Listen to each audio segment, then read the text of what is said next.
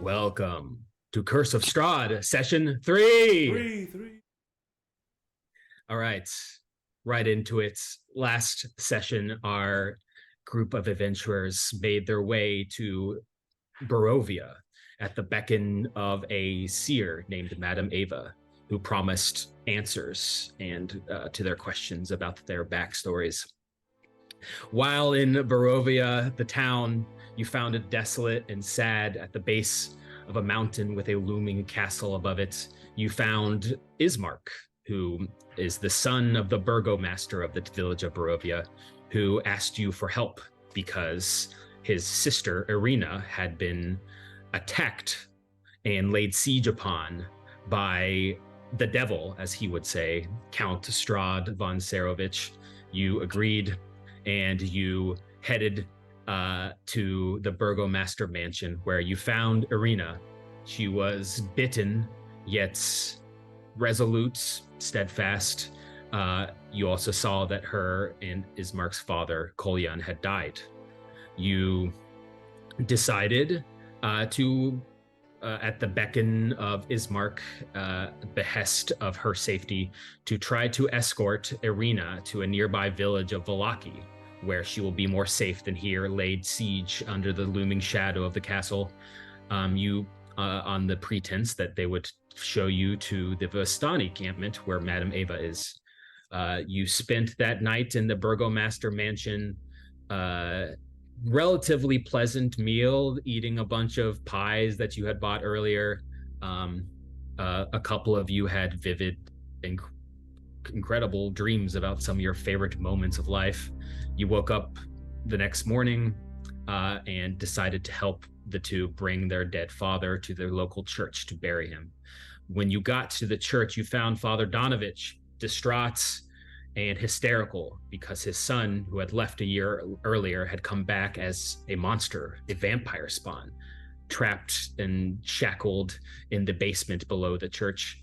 Despite Father Donovich's pleading to not kill him, you realize that his son Doru had no chance of returning to the life he once lived, and Gabe slew him with his paladin sword. You then undertook the ceremony in the graveyard to bury Kolyan and Dirovich, with Petra providing a solemn yet thankful ceremony to lay his body to rest. You had an onlooker, a tall man in the mists watching you, and a single gong of the bell in the tower. You made your way back into the church to find a somewhat grisly scene. Father Donovich dead, and the mural behind him on the wall, stained glass now, pretty undeniably a visage of Gabe standing amidst a sunless world, amongst the chaos of the broken bodies and death around him. And that is where we will start. All of you have walked into this church. You have seen everything that has happened here. Ismark kind of quietly, solemnly walks over to Father Donovich and starts to take his body down.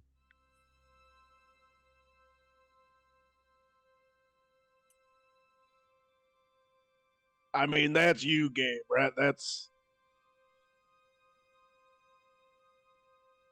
Sound. You're right. It's like me, but sound.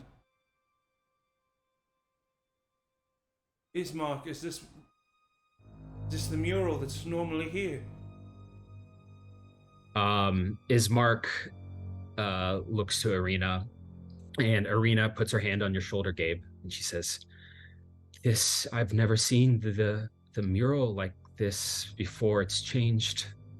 I want you to know that, I mean, there's no right thing in Barovia, but I think you did the correct thing. I think whatever happened here was tragic, but maybe no going around it.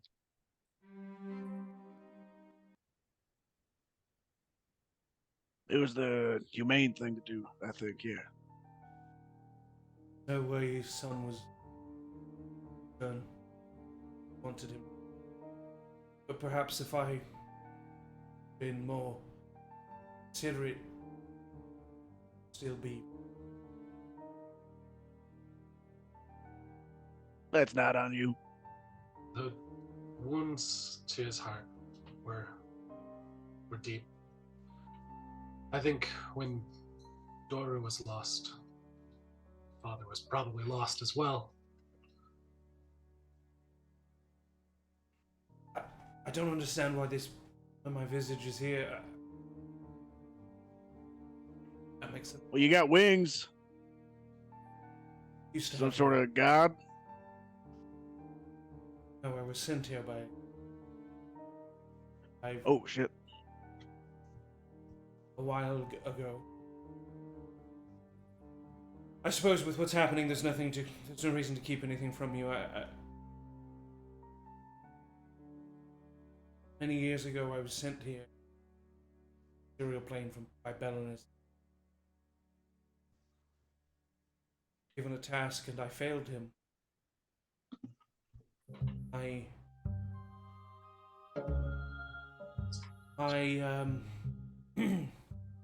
Wings stripped away. Figuratively.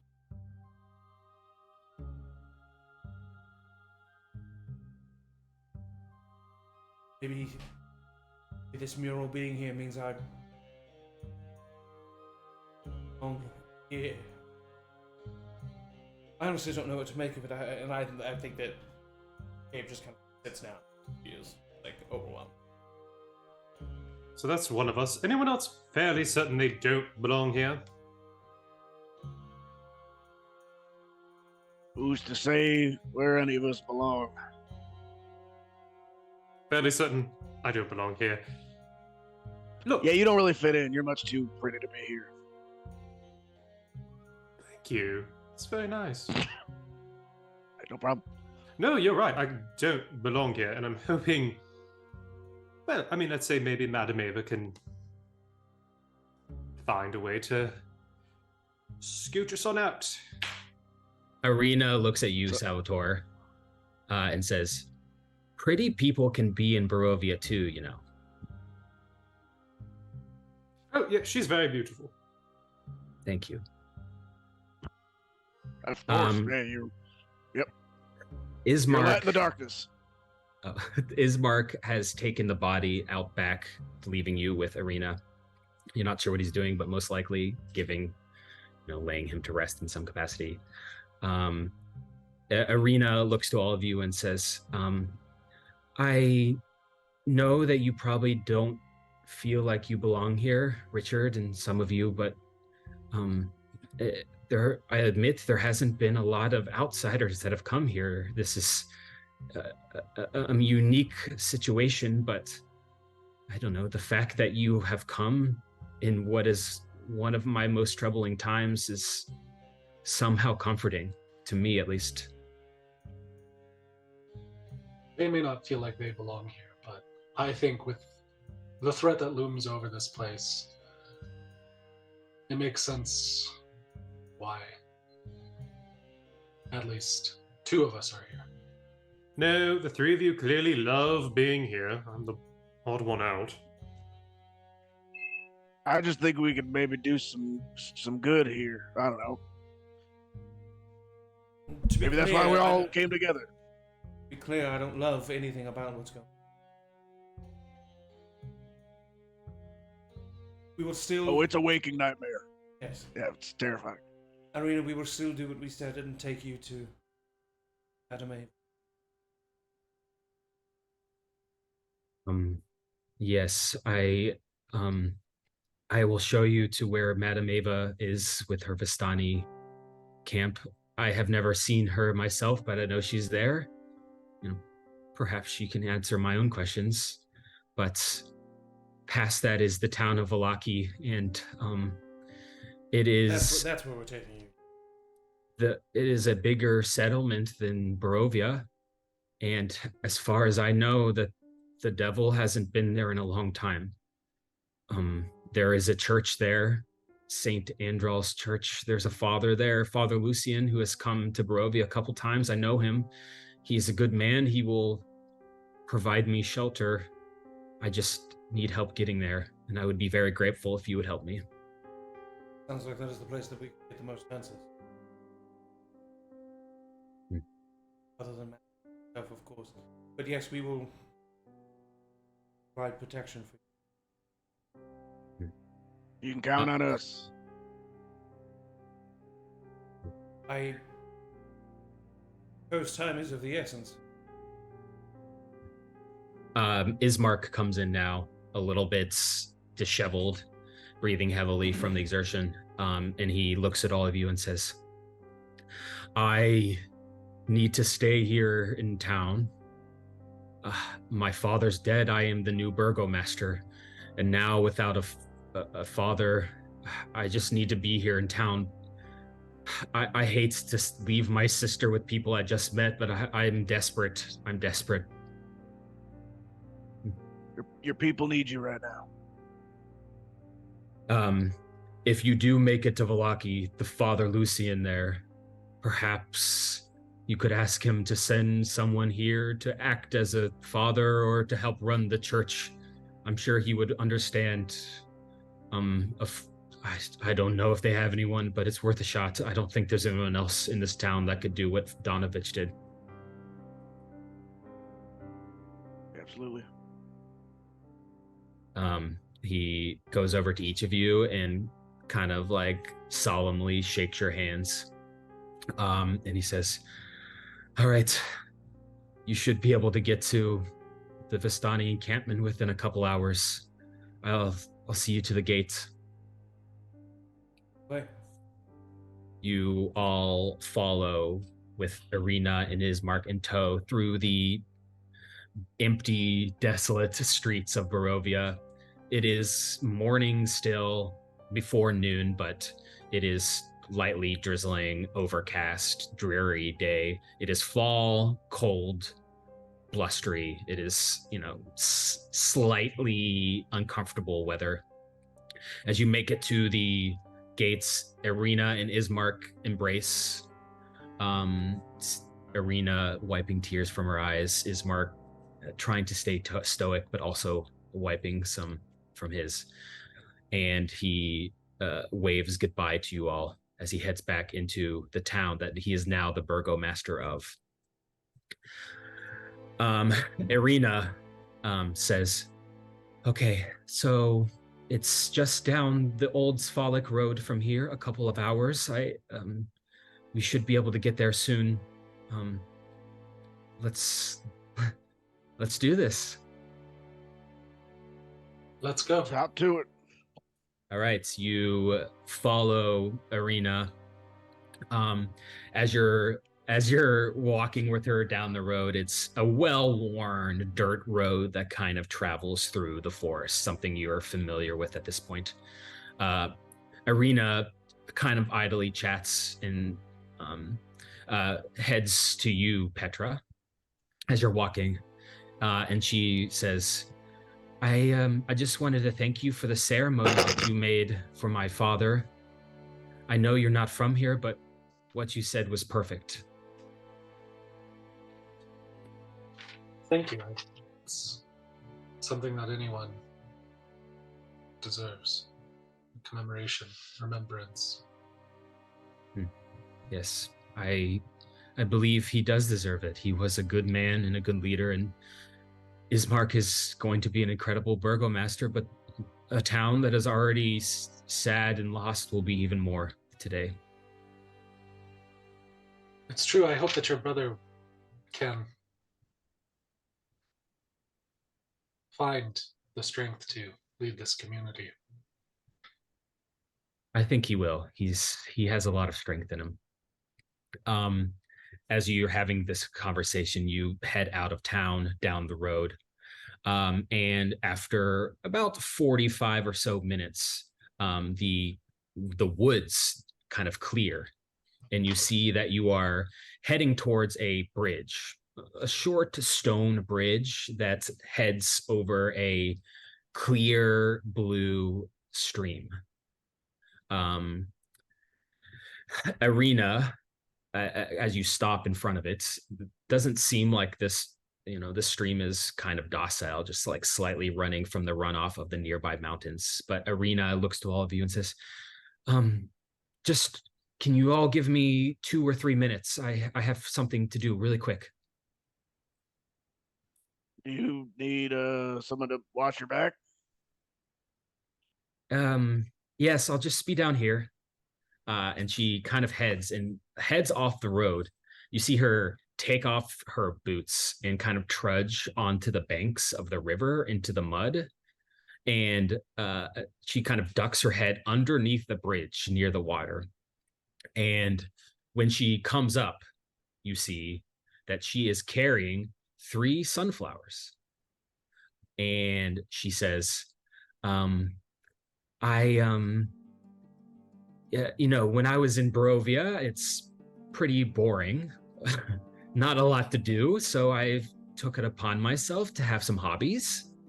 I am a woodworker, and you see she shows you her shield, which is a wooden, finely crafted shield with steel bands around it. It's very well made, although it doesn't seem like it's seen any combat. Seems like she made this. And then she says, but I'm also a little bit of a herbalist. I think these flowers I can turn into some sort of healing salve.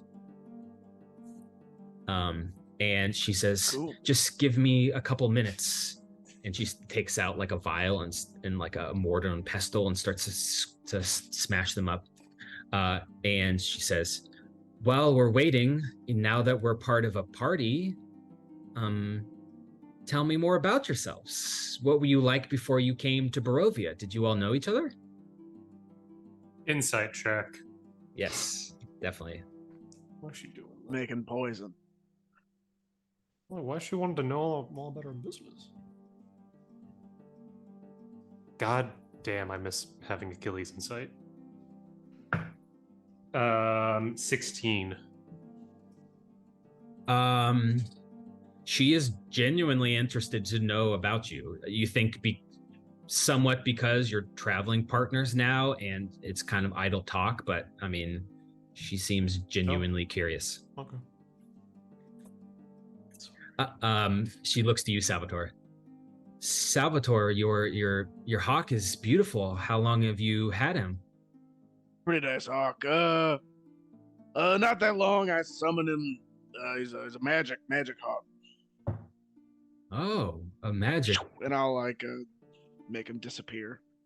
Right, he disappears. She looks a little shocked by that. Oh, he's fine. What's that behind your ear? And I'll grab out the hawk from behind her ear. You know what? Make a performance check. All right. Or yeah, performance. 9. You like put her hand behind her ear. She kind of looks over and Linguini kind of pops into focus and she says, oh my gosh, I there's not a lot of magic here other than what the devil can do and some of Vistani. This is incredible. You are very powerful. That's just a parlor trick. Wait till we really get going. You, as Linguini sits on your shoulder, you kind of stroke him, and he nuzzles you. And as you nuzzles you, you put your hand on his feathers, and 3 feathers just kind of come out, almost like unprovoked. And he just kind of like shakes a little bit and kind of looks at you, a little curious. That's odd, little guy. Or not, that's supposed to happen to. You're not real. What the? Feeling all right? He looks at you like, yeah. Does a bird thing where it's just like looking all around, but like also at you. Right. Arena is now going to make 3 survival checks in order to craft healing potions with these sunflowers. DC 12.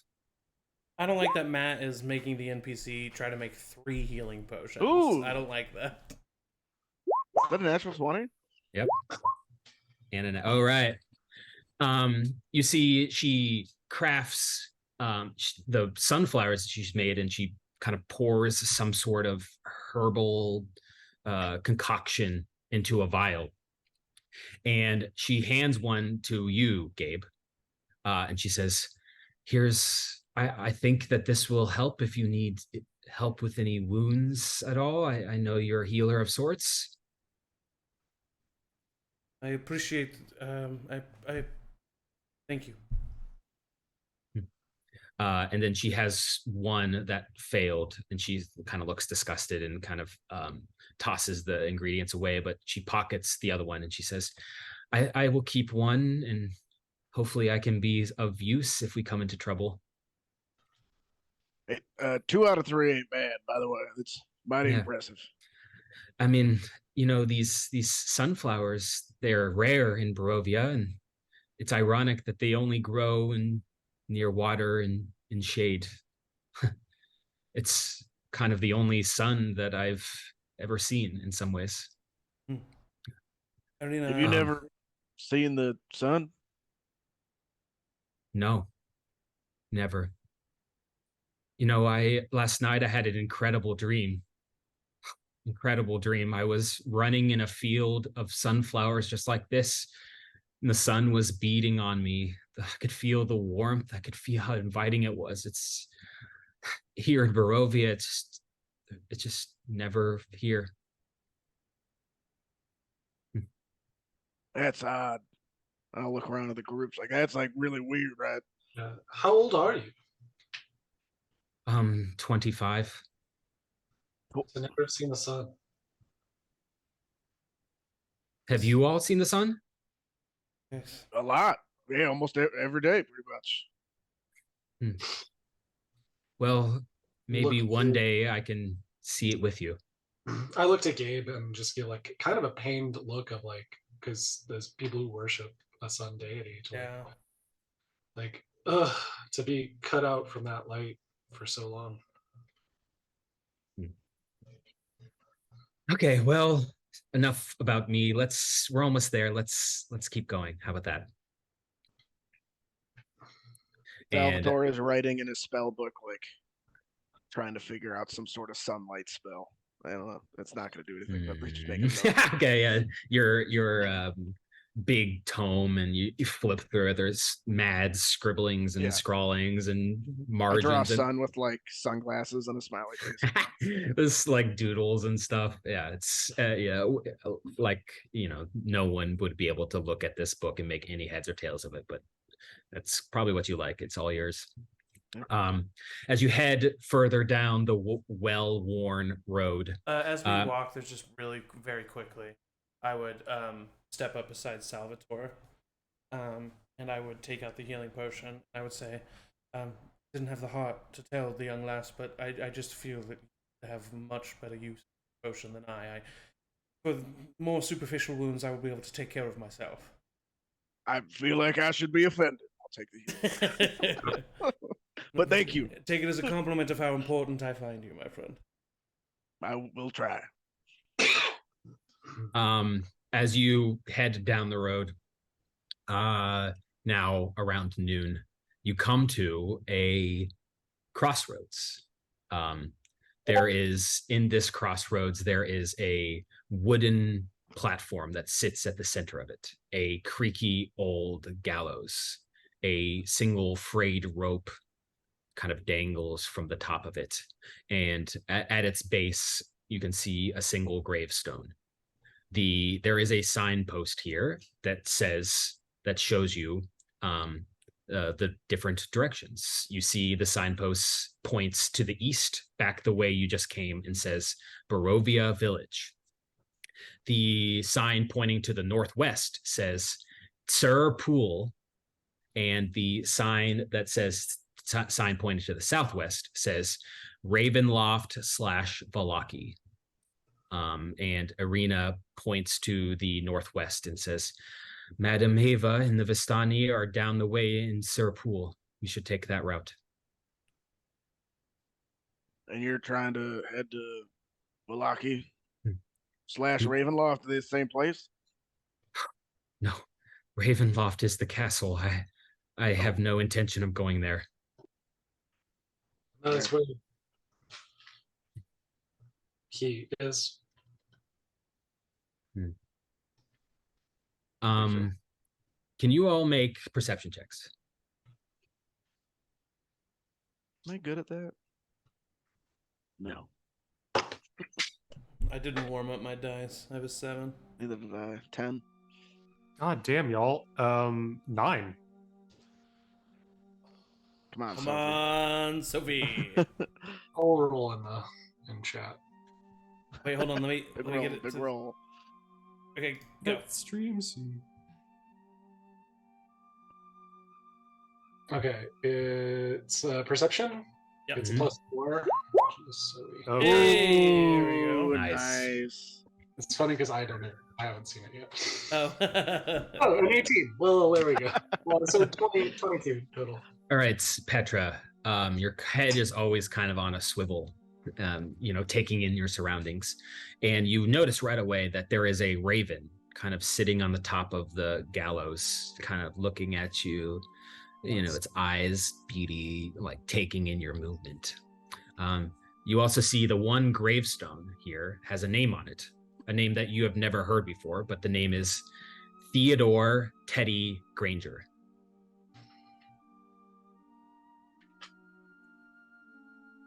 Doesn't mean anything to you.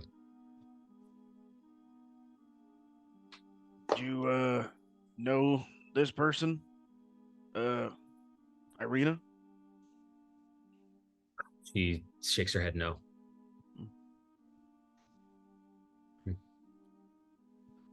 I mean, these gallows have been here a long time.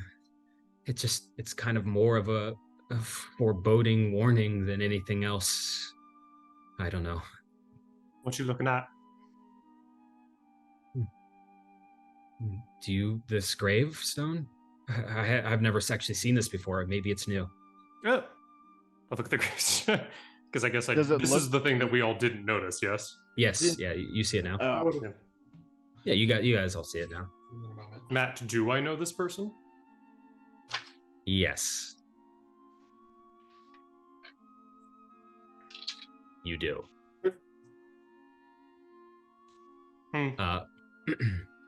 That's all I'll say about it. Okay. Irina, none of you really notice the raven here, but Petra, you see it as you sit there, kind of fly off in the direction of the village of Barovia, back the way you came. Yeah. It seemed a little agitated, but Irina kind of hurries you down the northwest path towards the area of Surpool. All right, as you continue past these crossroads, you come to the road slopes downward here. The terrain here is mountainous. There is elevation.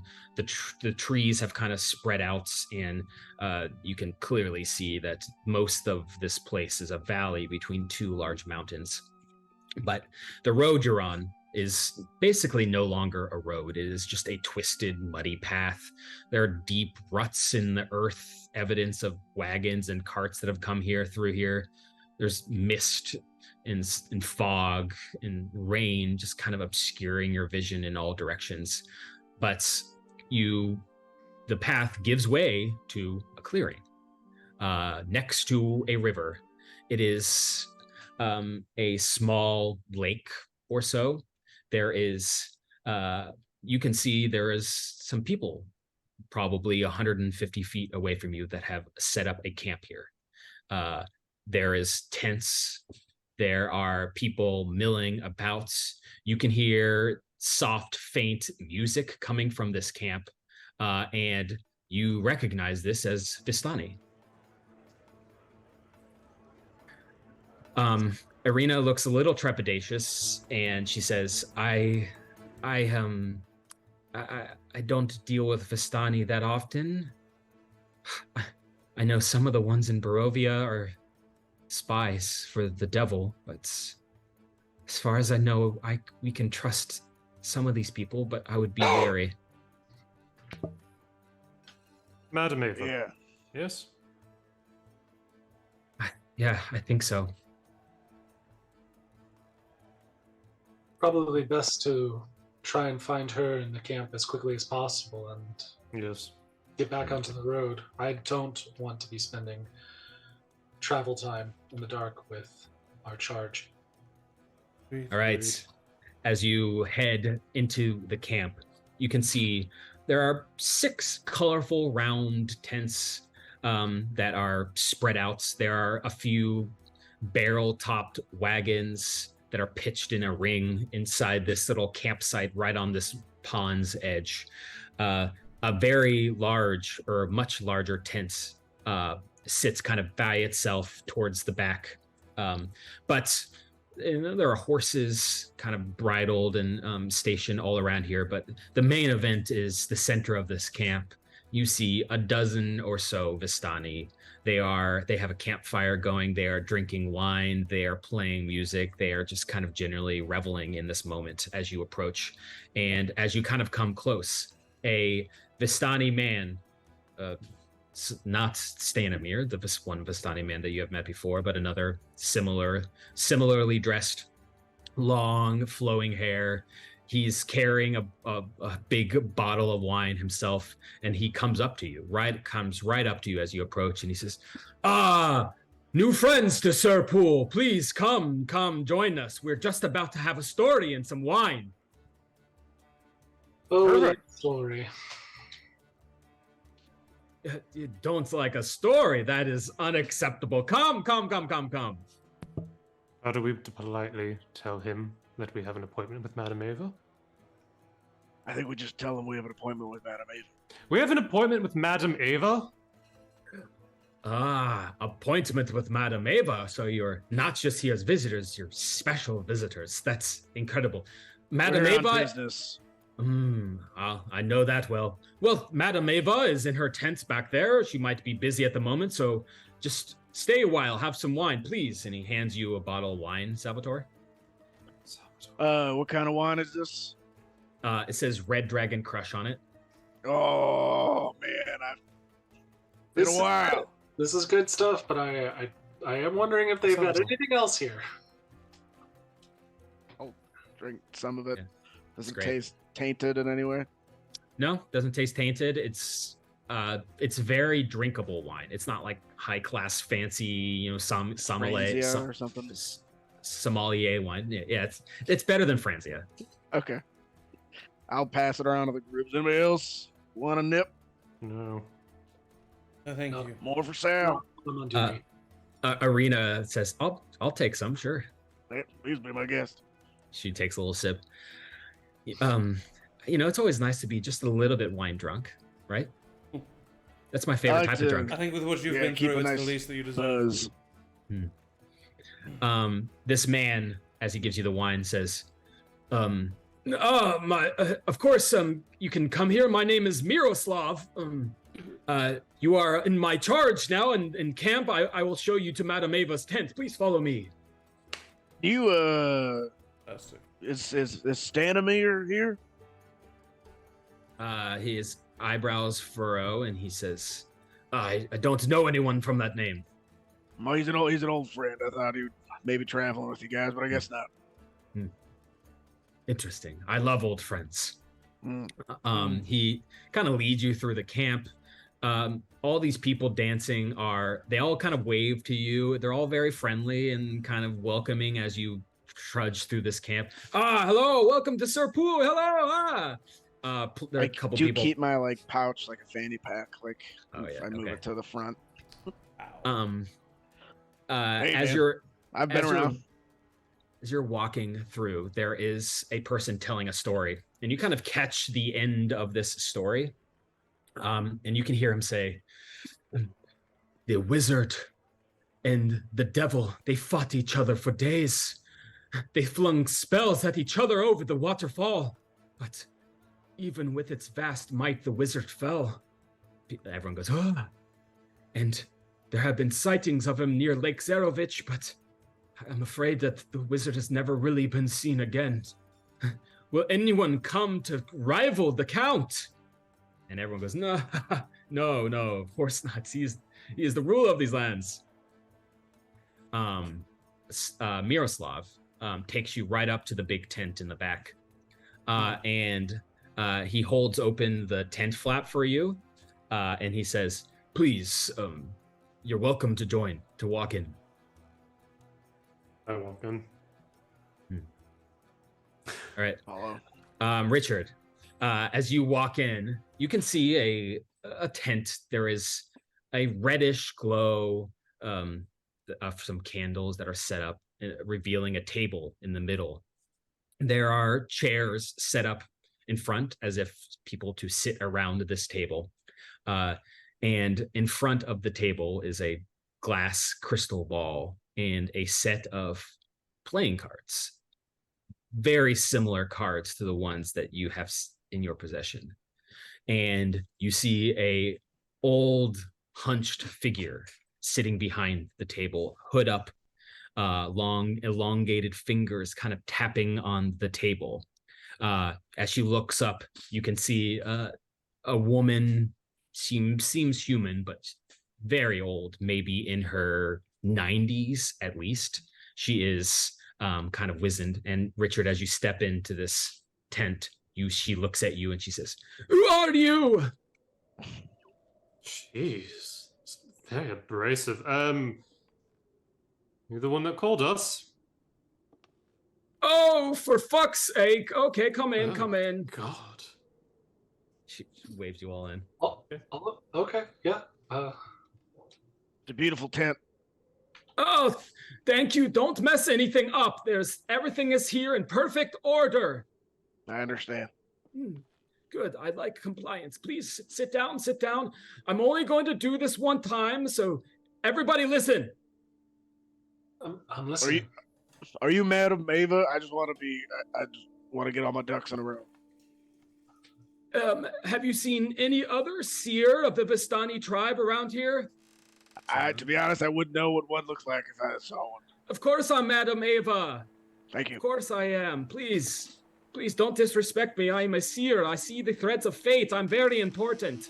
No, that voice does have a back of the head tingly familiar. That's for you to hear me better. Yep.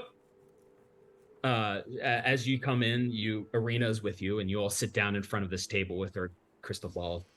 And she says, all right, before we do this, I have some things to tell you, some table setting, as it were. First of all, I cannot see the future. Do not ask me about that, ever. Okay. I can also not impact the past. Again, don't ask me about that. I can see the threads of fate. There's a reason I have brought you all here to Barovia. So you did this. You brought us here? I did. Part of me wants to apologize, but part of me thinks that this is the only way that any of you would ever live. Oh no, I think a big part of you should apologize. She kind of looks up and she goes, nah. I Respect. For one, appreciate your forthrightness and the way that I see things here. I think it makes sense that I'd be here. Good. You have the right attitude. The rest of you, does it make sense that you're here? No. Yeah, that adds up. She looks at you, Richard, and she says, yes. Very familiar. And I assume that Miroslav brought you in. Did he talk to you about anything, Richard? No. What's about your tent? Said he was taking care of us. That's classic Miroslav. Oh, well, please, let's get this over with. I am very hungry, and I need to eat lunch. She sits down at the table, and she flicks her fingers, and the lights of this hut, or this tent, go out. And you are only illuminated by a little bit of blue lights coming from the crystal ball in front of her. Great presentation. Her kind of dismissive, jovial behavior now becomes muted. She closes her eyes, her smile fades away, and you see her like look around the room, eyes still closed, as if looking for something. And she puts her hands out to the sky and she grabs something. It's invisible to your eyes, but it's clearly tangible to her. You see her kind of pull. Salvatore, you kind of feel a little bit of a jolt as she does it, as if she's pulling. And her eyes open right in your face. And she takes a card from the deck face down and places it in front of you. And as she's staring you in the eyes, she says, "The hooded one. You have spent the majority of your life with the wool pulled over your eyes, happy to participate, yet terrified to be found out. Tell me, do you consider yourself a coward?"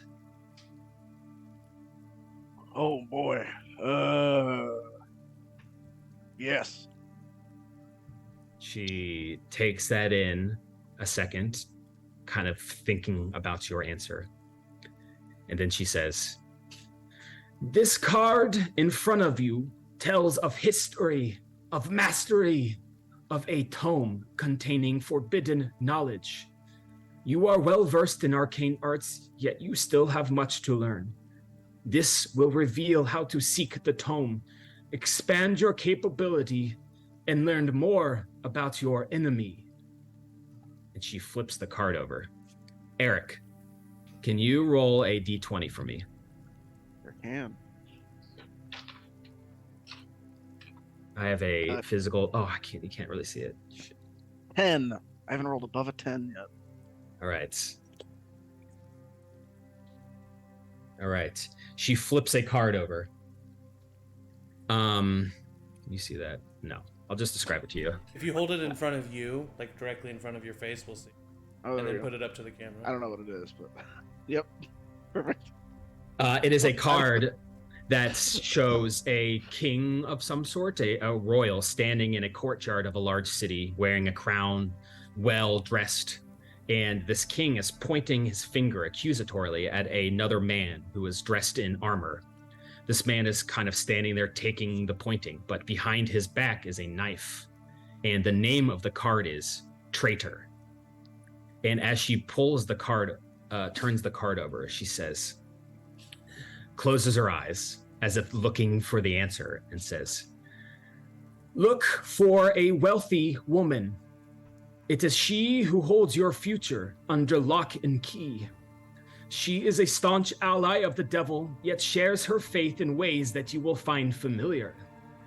There is another, a man who you will know well. Follow him, and he will lead you to her." She closes her eyes again pulls on some thread in the sky, and then turns. Can I do like an Arcana check to see if this is yeah. like? Oh, she's for just sure. doing like hokey pokey bullshit. If she's Oh my god. singing hokey pokey. 12. Yeah, she's just doing the hokey pokey. She's turning herself around. I got a 12. Guys, that's what it's all about. That's really you can tell that this is real, or she's not putting on an act. Maybe her persona at the beginning was somewhat of an act, but her presence here in your fortune is she is plucking from your destiny. Okay. Scary. And she turns to you, Petra, and she says, "The charlatan, a believer in the sun, yet you stick to the twilight. Religious in nature, yet you spend all your time obsessed with the most evil in the world, and a follower of a heretic. Does this not also make you a heretic?"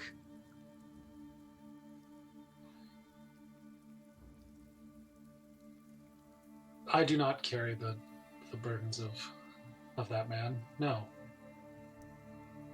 She nods and says, "This card tells of a powerful force for good and protection, a holy symbol divinely tied to your mission, a token of a saint who wishes to guide you once more. And she flips it over. Can you roll a d20 for me? Yeah. Do that in the chat. For 12. She flips over a card. I'm just going to describe it to you instead of showing you. It is of a wizened old man with a long white beard. His right hand is holding a gnarled staff, and his left hand is casting some sort of spell. And you see that the name of this card is Wizard. And as she flips it over, she says, "Look for a wizard's tower. Breathe in the familiarity. Let it swallow and guide you. Seek now what you have always sought, and you will find it there."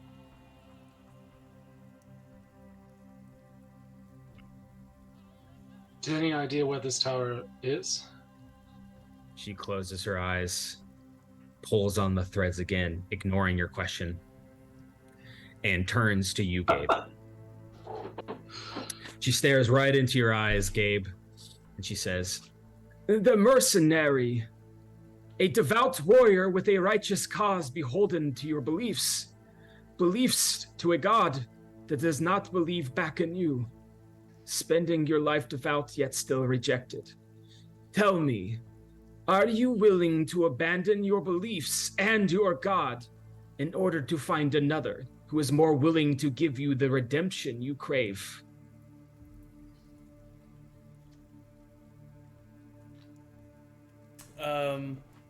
Gabe takes a second, just kind of in silence, and then says, whether or not the one I choose to believe in redeems me, not up to me. The important thing is that I am seeking that redemption. Not stop doing. She nods at that, and she says, "This is a card of power and strength. It tells of a weapon of vengeance and a powerful vestige of your heritage. A sword made of pure sunlight in a darkened world." And she flips the card over. Can you roll a d20 for me?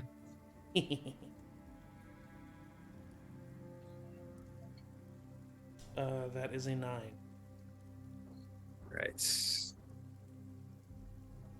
All right. She flips a card over. This card depicts a holy clergyman wearing white appointed robes and a tall priest mitre hat.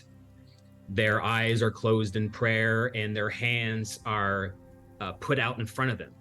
And in each of their palms is a single gold coin.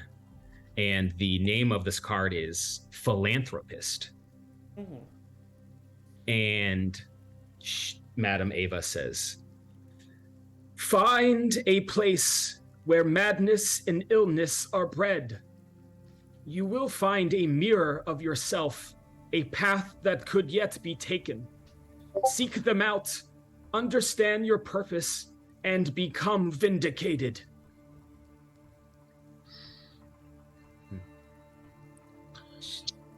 Petra would have definitely clapped Gabe on the back at their mention of seeking redemption. Also, just yeah. She closes her eyes again, this time turning to Richard. "The beggar, so lost in your own identity, so recognizable yet so adrift. Tell me, who do you see yourself more as? The noble who sits upon their tower without a care in the world as the masses starve around them? Or a vagabond, destitute, poor, suffering, yet secure in your worldly place?" Those are two really shitty descriptions.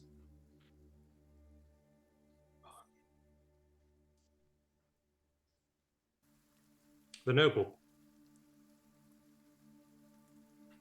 She nods, and she says, This is a card that sheds light on a person, a guide who will help you greatly in your quest to fight the darkness, figure out your true heritage, and save Barovia. And she flips the card over. Can you roll a d20 for me? Mm-hmm.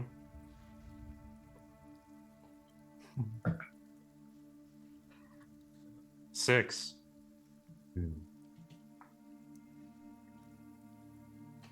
All right. This card depicts a woman dressed in finely appointed Victorian clothing, her hair kind of all done up. She has lots of jewelry. She is standing in a darkened room with just a candle behind her lit. You can see she is holding a fan, and this fan is covered in spots of blood. And the name of this card is Tempter. Nice. And as you one before we say it. Nice. She as she turns the card over, she looks back at you, Richard, and she says, I see a child, a Vistani. She may be young, but she knows more about you than even you know yourself. Her fate and yours hangs in the balance. Seek her out at the lake.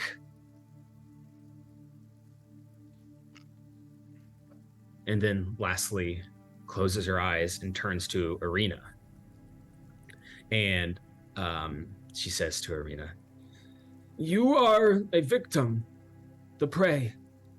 But why you? What part do you play in this old tale? And Irina kind of looks back confused and a little bit panicky, and she says, I don't know. I don't know. I don't know why I've been a victim. Maybe because I'm the daughter of the burgomaster. I don't know. Do you know? Do you know? Please tell me. And Madame Ava says, your enemy is a creature of darkness whose powers are beyond mortality. This is a card that will lead you to your inevitable final meeting. And she flips the card. And Irina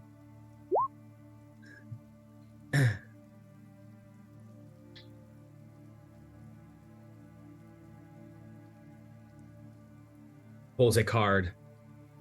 This card depicts a man. You can just see half of his face. He is sitting in the foreground, hooded, stoic, kind of cracked older man. Behind him, you see a landscape of a city, and right beside him, you see a swinging noose. And the name of this card is Executioner. And Madame Ava says, I see a dark figure on a looming balcony, looking down upon his tortured land with a twisted smile.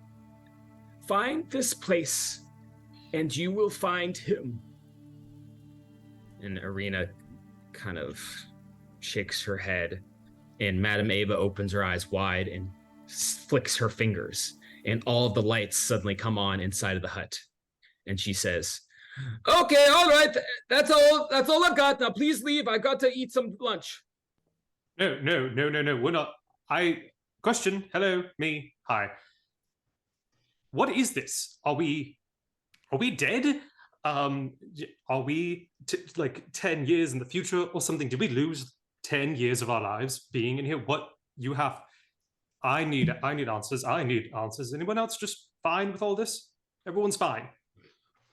No, there are other questions that I would like answers, but thank you. What's for lunch? Miroslav, please, I'd like a sandwich. She yells. Good choice. Please, I don't have the answers. I told you, I don't see the future. I just see that you are deeply connected to these cards. You can interpret them as you will. I don't know what they mean. I just read them. I'm an interpreter. You brought us here. You ripped us out of where we were, just so you could tell us that. No care as to how we would actually get home. True. It's a tough break, really, if you think about it. Yeah. I leave. You storm out of the. Do question, Madame Ava, once you mentioned the heretic.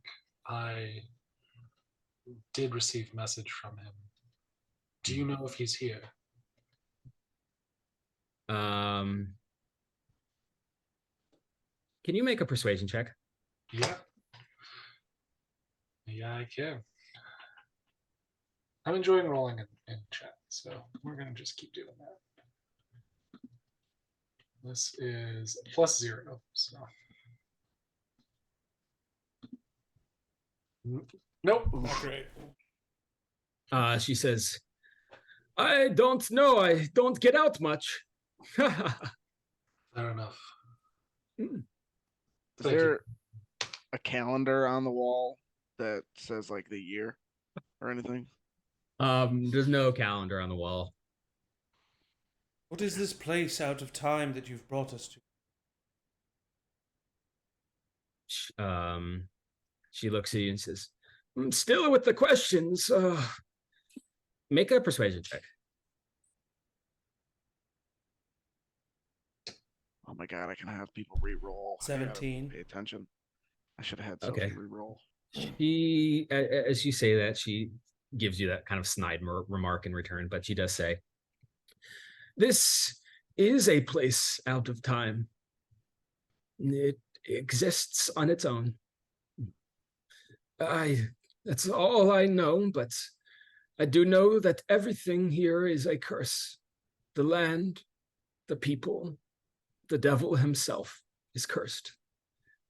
And I do know that it is not as simple to break the curse as being valiant adventurers with sword in hand to defeat the evil monster. No, it won't work like that. It won't work like that. And I do know that you all are destined to be here. You can be mad at me for bringing you. I don't care, honestly. But you should know that I am bringing you here as part of a grander design. Now, what I have told you with these cards is not the future. You can ignore it if you want. It can never come to pass. I don't care. But I do know that they will help you not only find yourself, but help these people. I leave.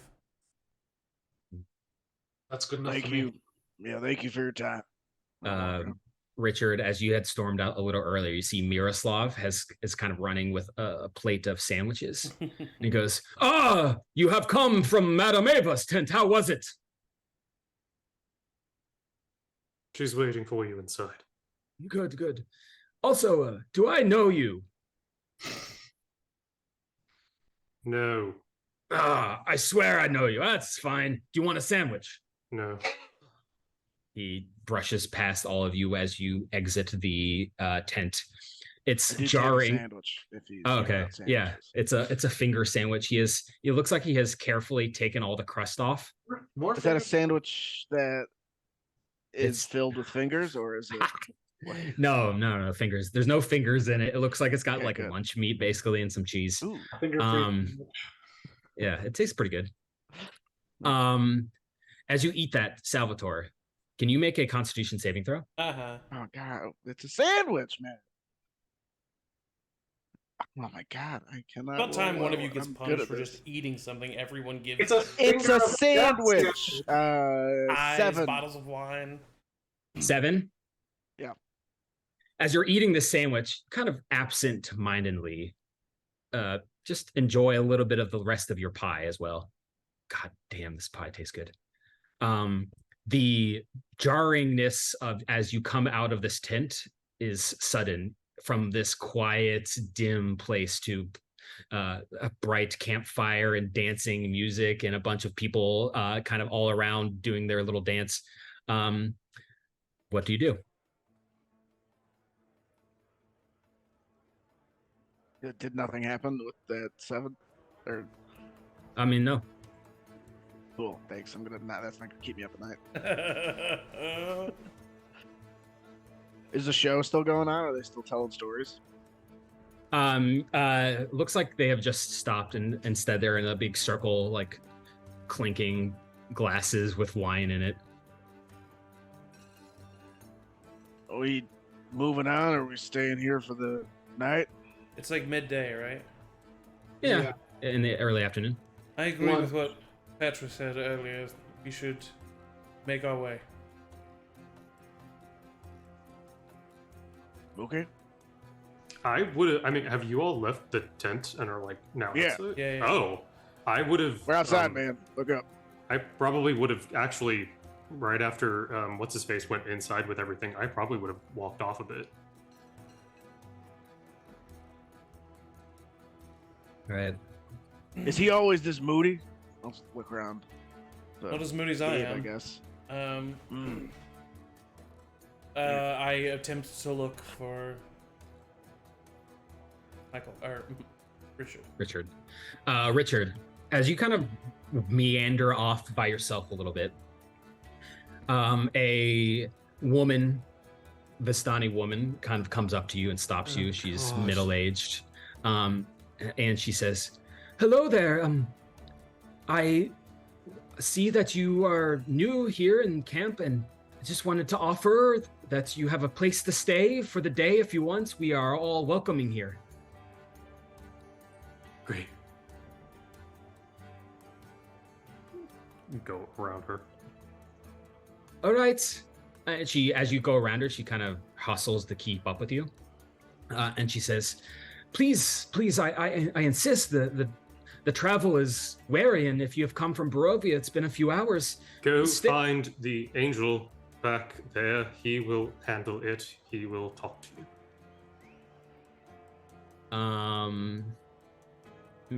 Can you make a? I'm gonna say intimidation check. Okay.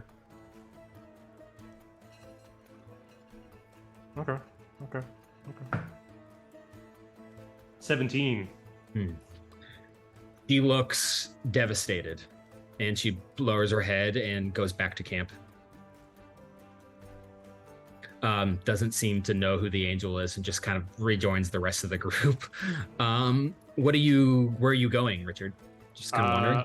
I'm kind of wandering for a bit, making weird line choices of where I zig and zag between tents and stuff.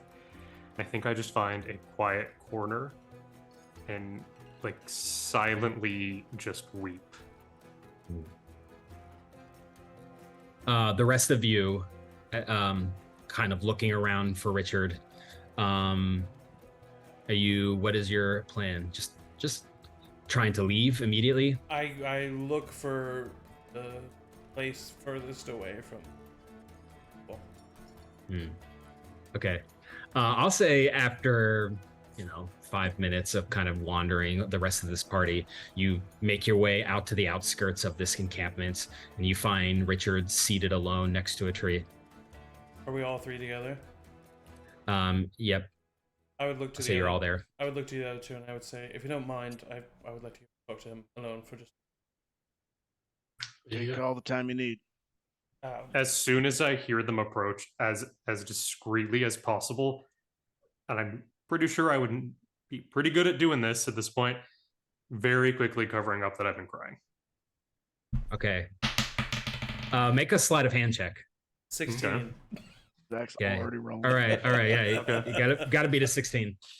I get a +6 to this. The flair that dice is rolled with. Most emphatic roll I mean, I've done. yeah. 24. Okay, yeah. You have no idea, Gabe. Yeah. But I do know he's been sulking. Can't hide that. Richard. You all right? Stand up, kind of turn on my heel around. We're stuck here, and I'm not happy about it. No. I'm not exactly chomping at the bit either, my friend. But we have found ourselves in this situation, and we will do... So what?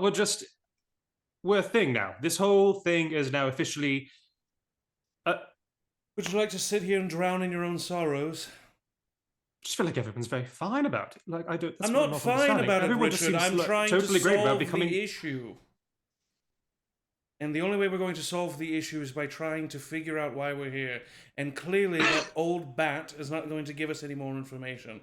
However, I do have weird gut feeling that the things that she spoke on were true, and we should try to find them.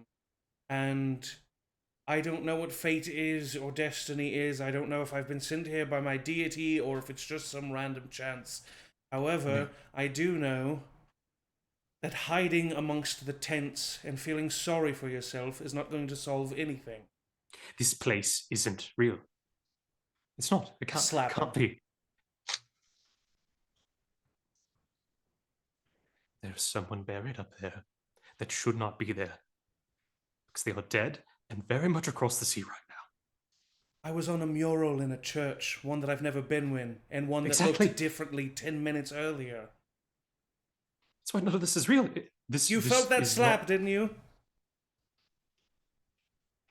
You feel this ground underneath your feet. You hear this music. You've closed your eyes. You've opened them. You've tried to wake up in a new time, and you are still here. We are here, Richard. There's nothing we can do about it other than try to get out. And we're not going to get out by staying here or feeling sorry for ourselves. Now, I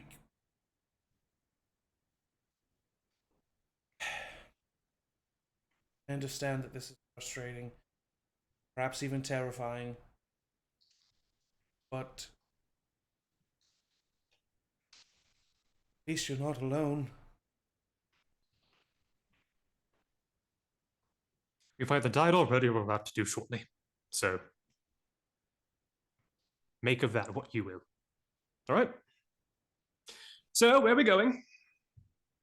Irina, who's kind of seated away from the two of you with Salvatore and Petra, kind of out of earshot from what you guys are saying, kind of looks at you two and says, I was kind of hoping our meeting with Madame Ava would be a little more comforting.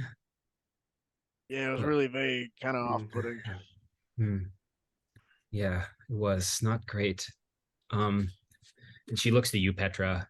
She says, she kind of rubs her hands together and she says, I don't know. I wasn't going to say anything, but I just feel like I need to. I just kind of find you intimidating. But not in a weird way. I don't know. You're just cool. Well, I don't think you need to be intimidated by how cool I am, because I find you effortlessly cool. She blushes at that, turns away and says, if you would have asked 13-year-old Irina who I wanted to be when I grew up, it would look a lot like you. I look kind of like at myself, kind of covered in bruises and scratches, and like not even fully clean of the dirt that I've been carrying on me, with chewed up kind of fight torn armor. Like, I don't think I could have said the same at 13, but thank you. She nods and kind of... Irina's 13? No, No. 25. 25. No, yes, she's 25. As you say this to her, Petra, she kind of reflexively rubs the bite marks on her neck. And all five of you have reunited right out the outskirts of his camp. Right before we get just real quick, right before we get back to the rest of the group.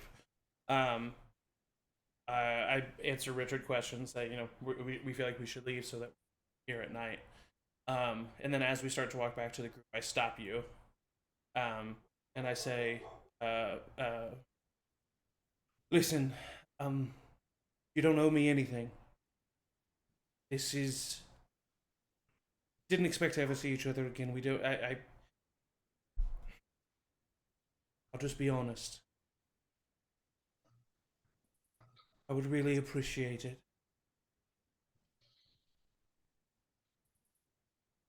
When I found ourselves in this situation, I for one was thankful that I knew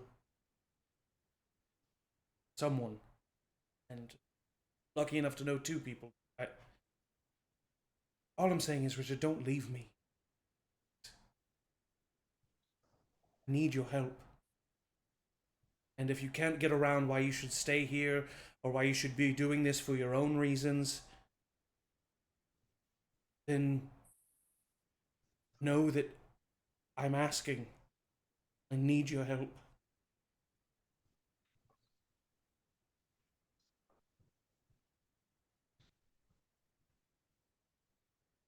All right. Stop bothering me about it. Jeez. And we both join the group. And as we join, Irina, do we think we can reach the other town before nightfall? It's will probably take 8 hours, probably not before nightfall, but if we hurry, we could get there before too long into the night. What do we think? Open that up to everyone. I will, for one, would rather have a few hours of traveling in the night than another day in Vistani. No. What's wrong with the Vistani? I think they're kind of cool.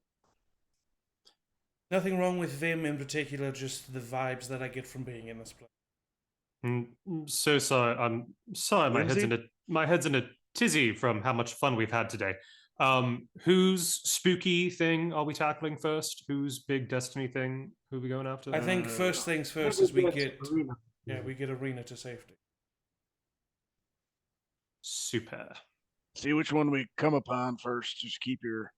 And I gotta some look of- for someone I yeah. know, I guess. Some of them don't seem to have a location, so I say that we Mine's a little girl. we take Irina to the village, and then if neither of us and that if neither Salvatore or I find who we're looking for, because that doesn't seem to be location based, then we can ask around for a wizard tower. And if no one knows where a wizard tower is, then the lake is obviously a well-known landmark, and that is we can head next. Oh. I think it's unfair that you got the wizard card. I'm I'm kind of bummed about it. I didn't draw all the cards. I'm sorry. All right, I don't blame you. It just hurts me. Oh, do we think that's maybe the lake that the creepy children were singing when we got here? They were singing about a lake and a wizard. I Thought it. think that wizard may be involved, and some spectral version of him perhaps is. Oh, perhaps two omens with one stone. Hmm. Two stone. Nice. Irina, do you know of this lake? The name of this lake? What was it again? The name of it? Lake Zarovich. Do you know of Lake Sarovich? She nods and she says, I hate the name of that lake. It's the name of the devil. But yes, it is a large lake at the base of the mountains near Vallaki. If we go to Vallaki, you will be able to get to the lake. Oh, then I think it's decided. Boom. That's 3 birds. What the 3 whole birds? One no stone. So we all agreed that traveling for a few hours at night is the direction we want to take? I believe that's preferable, yes, to It's staying. not my vote. I mean, no, but yeah. Well, then it sounds like we're But yeah. split. Irina, what's the tiebreaker? And just to be clear, if we don't go now, that means we're staying here. We will never go. I'm just kidding. Yeah, we'll stay here, right? Yeah. That's right. Let's see. What would Irina say? What would you say, Matt? Irina, I think Irina would say, look back at the camp and then look back. She says, that woman gave me a card that says executioner on it. Yeah. Kind of fuck that place, you know? Yeah. Agreed. Yeah. I know. All right. Then it's settled.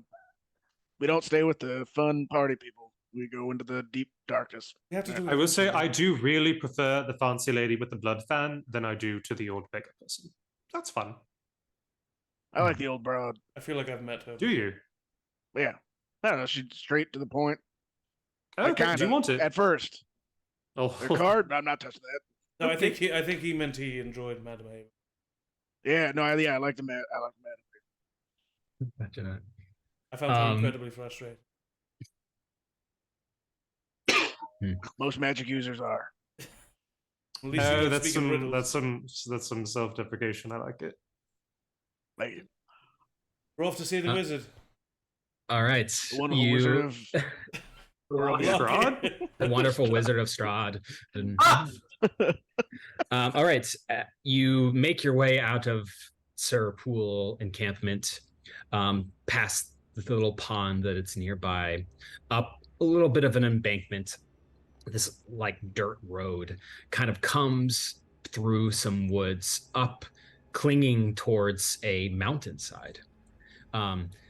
As you pass this on this road, the mountainside is tall, daunting, right to the side of the road. To the opposite side is a little bit of a sloped, tree-filled valley.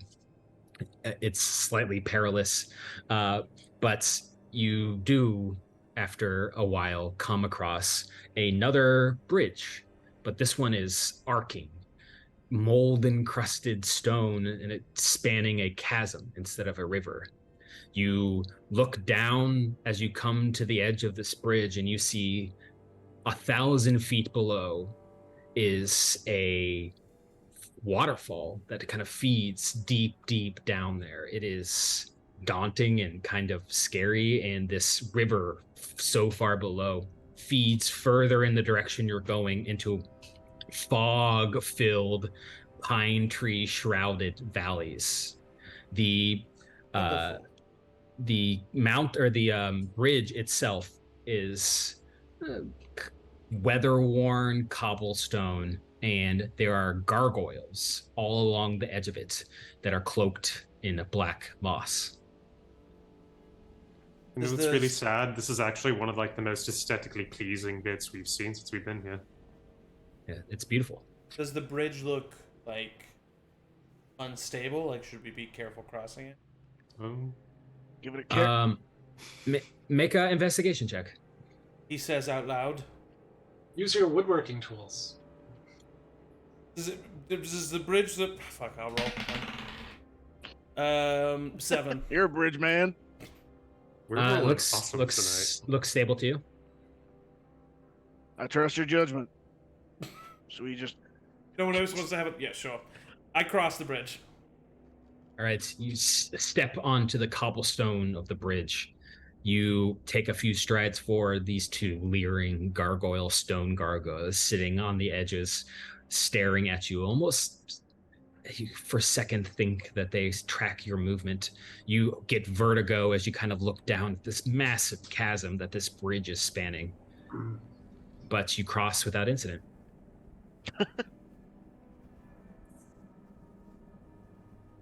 On over, the water's fine. Yeah, seems alright. Yep. My big ass could be over here. You're all gonna be alright.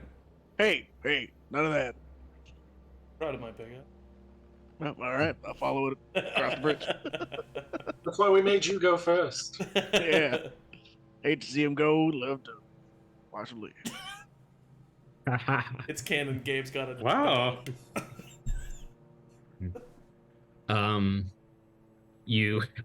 Arena looks at you, Salvatore. Barovia's ass. Sorry. God. Arena's checking it out. Oh wow, good for her. You pass the bridge, slightly trepidations, but without incident. These gargoyles do not attack you or anything like that. And you continue down the road for another few hours. At this point, it is probably 5 p.m. And you come now to another fork in the road. In fact, this fork has another sign. To the west, it says Vallaki. And to the east, it says Castle Ravenloft. You see the path to the east looks like it used to be a major thoroughfare. There is wide bricks. The trees that line the roads are cleared out to give more way. There are ruts where wagons would traverse. It seems a little bit more well-traveled than the road to the west to Vallaki. I'm sure we could just go right there and take care of this right now, right? Well, I'm sure we will eventually take the path to probably head to Yeah, I'll meet you there, Petra. Yeah, let's go. You did All right. promise someone. Joking. Irina says, I have no intention of going to the castle, but I'm trying to decipher my card. I don't know. I'm still thinking about it, but I don't Yeah, I want don't to know go if you there have now. to do. I don't know if you have to do anything about it like today. Yeah, you're right. I don't want to. Right. You can see that Irina, as you're walking, is kind of like idly chiseling some small wooden statue, just like as an idle activity. She seems dexterous. And you can tell, Salvatore, that it's like a tiny hawk figurine. It's not done yet, but she's taking some time. You travel down east, down the road. The road, as you continue, transitions from this winding path to a trail that overlooks this valley. Incredible, majestic sights as far as the eye can see. Giant mountains to the north and south, as high as the clouds themselves. The air here is thin and cold. And as you kind of sit back and start to walk, the heavens unleash. It is suddenly incredibly cold, rainy. Thunder streaks across the sky. The visibility is suddenly limited. You are all instantly wet, soaked. It is the ground, the path is now just mud. You find your boots slipping and getting sucked into this mud. It's hard to traverse. It is all of a sudden, suddenly treacherous. Your view of the beautiful valley now cuts to just a few feet in front of you, maybe 15 feet, as this fog and rain condenses around you. Okay, we should stop, everyone. We should stop moving. There's no way we can keep going like this. How long is it to the village? Maybe 4 hours if we're going quickly. No. We gotta stop. We're not going any further than this. Yeah, I agree. We need to look for maybe a large tree to... Shelter. We need, caves, lovely, 5 stars, incredible. Honestly, anything. I could really go for some more of that wine right now. Shame that we're not at the nice warm camp. You love bunch of tents. Dragon Crush. I prefer it to this rain. You guys look at Salvatore, and he is absentmindedly just chewing on some of his pie as he says this. You still have that pie from Granny. I'm not gonna let it go bad. Do I just realize that Yeah, that I was it's reflexive almost. Well, God, okay, if you're gonna chew it, chew it, don't spew it. You know what I mean? Sorry. It's getting completely wet as you put it It's in your really mouth. gross. It's like turn it into a stew, really. Oh, It's God. its own gravy. That, in everything that's happened so far, that actually made me feel the worst inside. Like, You more put than the water in vampire a kid. bottle of soap. Like, get more than the soap. vampire child, this makes me feel worse. I start looking around for anything that can constitute as a shelter. I mean, this rain's really not that bad. No, you're a liar. No, bad. I could shape water. Gabe, can you make a survival check? No. Yeah, you can. 15. Nice. You kind of travel a little bit up the road. There's no caves. There are some woods nearby that are slightly foreboding, but you do see some place that could be shelter potentially. Up ahead on the road, there is a small branch. The road branches slightly to a promontory, like a small hill. You can just barely make out on the top of this hill is a windmill. Sure it's not a lighthouse? Which would be helpful in this moment, but it is a windmill. Classic. I have spotted a building, a structure. Maybe we should head towards it. Oh, really? Yes, a windmill. Oh, thank God. Marina, do you know anything about this windmill before we get any close? I've never been here. I know that Granny, who comes to town with the pies, lives here, I believe. Oh, Oh my god, we love her. she's We know lovely. her. Oh, Yeah. maybe we shouldn't go. Is that maybe the person from your Oh book? no, but he was just eating that pie and it was probably. I mean, it's pretty good. It's been a day now. I feel Oh great. no. Oh no. That's our best option. We should go to the windmill. I gave her gotta gold. re-up. I gave her actual gold. All right, you. Ugh, gross. Gabe, what Right. are you Yeah, this doing? water's It's disgusting. it's my shoes. They're new. That sounds awful. I'm so sorry, but no. As you make your way up towards this windmill, you can see that it is onion domed. You know, the top, it looks like an onion. It is, slightly leaning to one side. There are scaffolding that kind of hangs from the third and second floor windows. I mean, it seems like it's seen better days, but it's not falling apart by any means. Seems to actually be in working order. The rain smashing the fan. What's that called? A windmill? Yeah. Mill? The mill. I don't know. I don't know. The wind. But as you kind of approach up this small path up this slightly raised hill, you do see that there is a light on in the first floor. What was her name again? Granny. Just Granny. Yes. I knock on the door. Granny! Granny Morgantha. Granny Morgantha, are you in there? No response. Is there any windows? Yeah. I try to look in a window. All right. You look in this window and you see the ground floor of this windmill is turned into a kitchen. There are baskets and dishwares piled in a sink. There is an oven that is currently on. In fact, you can smell the delicious aroma of pies children? as it hits your nose. There is some clutter. deer. There's a chicken coop. You see a couple chickens in the back. There is a wooden trunk. There's a cabinet, a shelf, a stove, a table, a dinner table set in the middle of this room. Seems nicely appointed kitchen.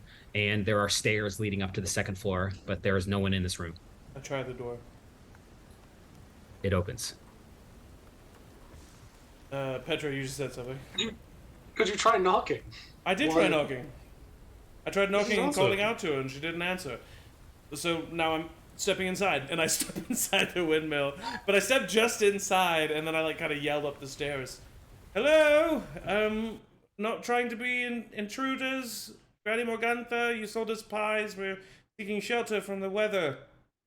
Would also like more pies. As you yell, you hear a voice from upstairs say, "Oh, okay, hold on. Visitors. You hear kind of like a little bit of like shuffling and scrambling from upstairs. What are the rest of you doing? Voice? Sorry, what was that? Was it a singular voice talking to itself? A singular voice responding to Gabe's yell. You don't recognize it as Granny's voice, though. Oh. I'm looking for any sign that there's deer here. Okay, yes. The kind Make of a meat that I ate. make a perception check. I've not been rolling well. Hmm. I don't know, man. 12. As you're looking around for deer, there's definitely some bones of discarded deer for sure that have been baked into a cake, or a pie. Whoa, You look at it's the warring grannies. I made You- meat cake. you look into the oven. The smell in this room is incredible, and it smells like there are current deer pies being baked. Ooh. All right. Can't wait. It's going to be good eating tonight. Wow. Yes, Richard. Does the windmill, first of all, is it actually spinning? Yeah. Would Seems functioning. the blade happen to pass by a second story situation that I could potentially? There are, in fact, there are 3 floors to this windmill. There are scaffolding outside. It looks like it was under construction that if you wanted to, you could perhaps climb to get a better view of upper floors. Yeah, I want to do that. Cool. All right, make a athletics check. Athletics, not acrobatics?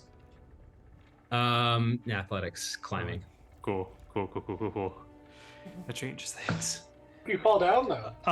That's a 15. Okay. You know what? Hate to do this to you, but it is pouring rain. Sure. So make this at disadvantage. It's also bamboo scaffolding. It fell, and my cat's trying to get it. Covered in Get soap. it. What is it? Can you tell what it is? Is Timmy stuck in the well? Mom. Oh god.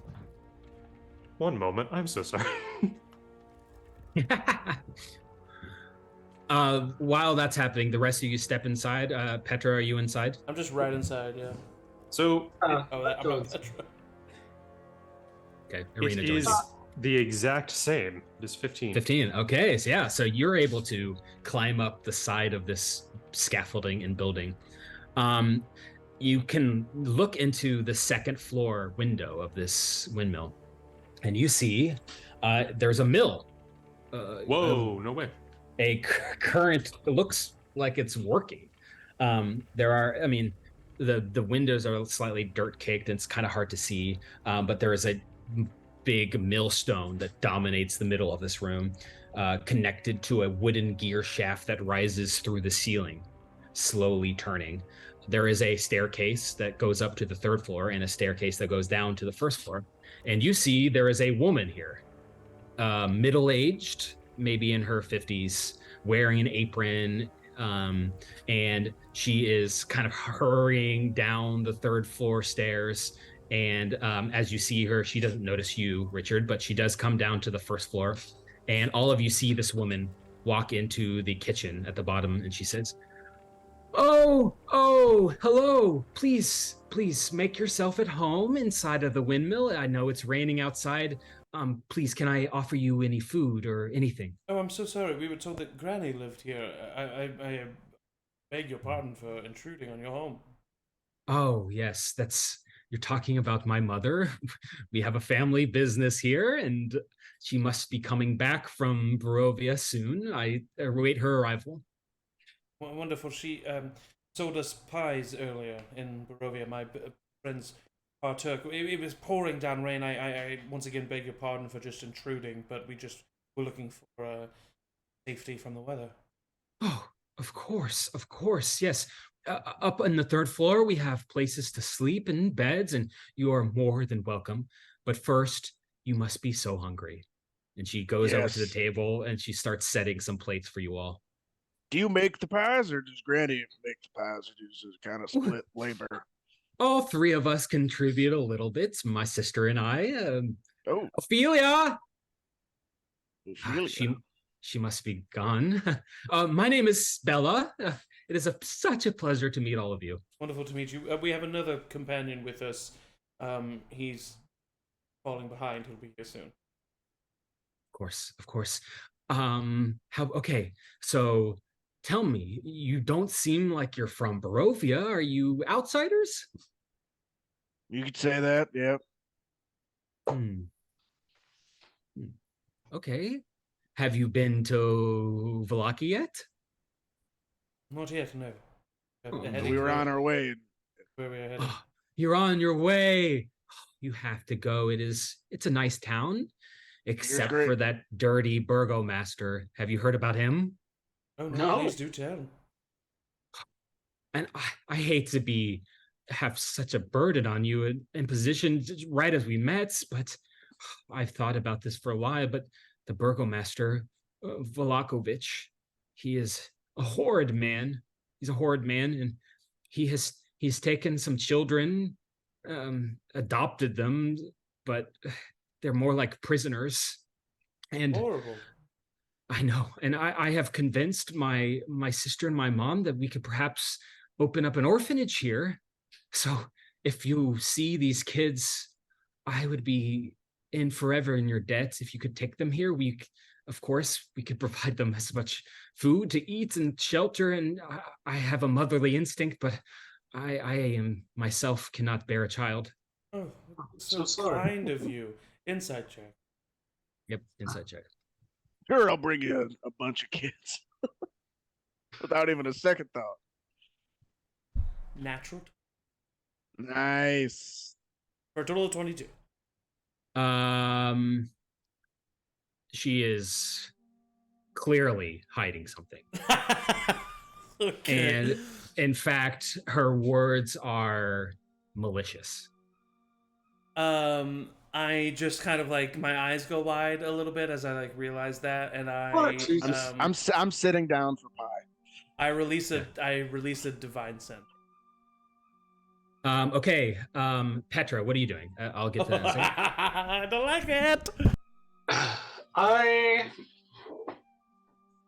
I'm sitting down and I detect, I think, like, Gabe's, I guess, suspicion in his questions. But I was like, we've already been through this with Nana Morgantha, that we are, she's, fiend touched, but not evil. And so I am comfortable here. I just am like annoyed that we're not on the road still. So I'm sitting probably near Sal, waiting for the rain to stop or food to be served, and just like. Irina sits down as well, and Bella opens the oven with her apron and takes an oven mitt and pulls out a pie and sets it on the table. Gabe, your divine sense lights up with fiend when you look at Bella. But not the same way it did with Granny. Where, like, touched by fiend. She lights up as a. Is that what you're saying? It's in the same way as Granny. Okay. I will. What kind of pie is this? She looks at you and says, "Deer pie. It's my personal favorite." It's mine too. She puts it in front of you. I take and out she my cuts battle axe and I slam it down on the table, right on the pie. Oh my! Thanks for cutting me a slice. I like smash the pie. It's a battle axe. Cut it perfectly in half. Oh, thank you. Richard, what are you doing? I think as soon as she would have disappeared downstairs, as she's like greeting them and all that's going on, I would have tried to get the window that I'm in front of open and slip inside as quiet as I can. Okay. Make a stealth check. I'm good at that. I'm real good at that. 26. Okay, easy enough. Open the door. The window is open. You slip into the second floor where the millstone is. Okay. So there are. Oh, God. Stairs going down to the first floor. You can hear your party's voices, and stairs going up to the third floor. I guess I would really quickly peek up to the third, but not actually go up. Just kind of get to where I could at least get somewhat see what's going on.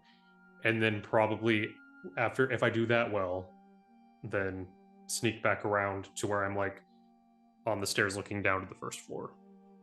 Okay, as you go up to the third floor, make a perception check.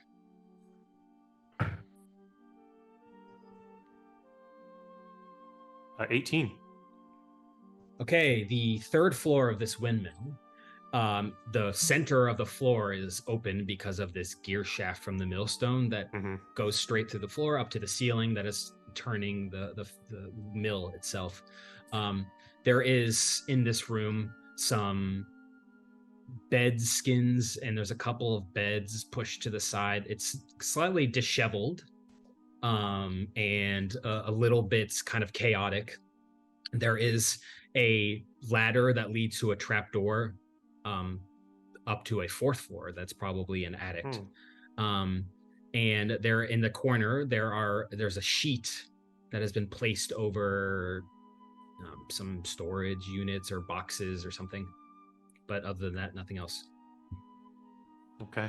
Nothing immediately threatening. So making sure that's fine. I'll sneak back and then just kind of first stair, second stair, leading down, just have an eye on the situation, making sure they're fine. Okay. Gabe, you dramatically throw your axe onto the pie. I throw my axe onto the pie and then take out a javelin and kind of like toss it up from behind me and then grab it and point it like almost like a spear right at whatever her fuck is. Gabe, what the fuck? I would slap the pie. You did not get any of the pie in your mouth.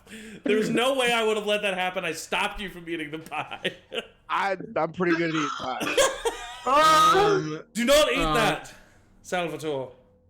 It's good. No, you didn't get any of it, okay? I axed it on the table. Okay, fine. Everywhere. There's certainly something to grab.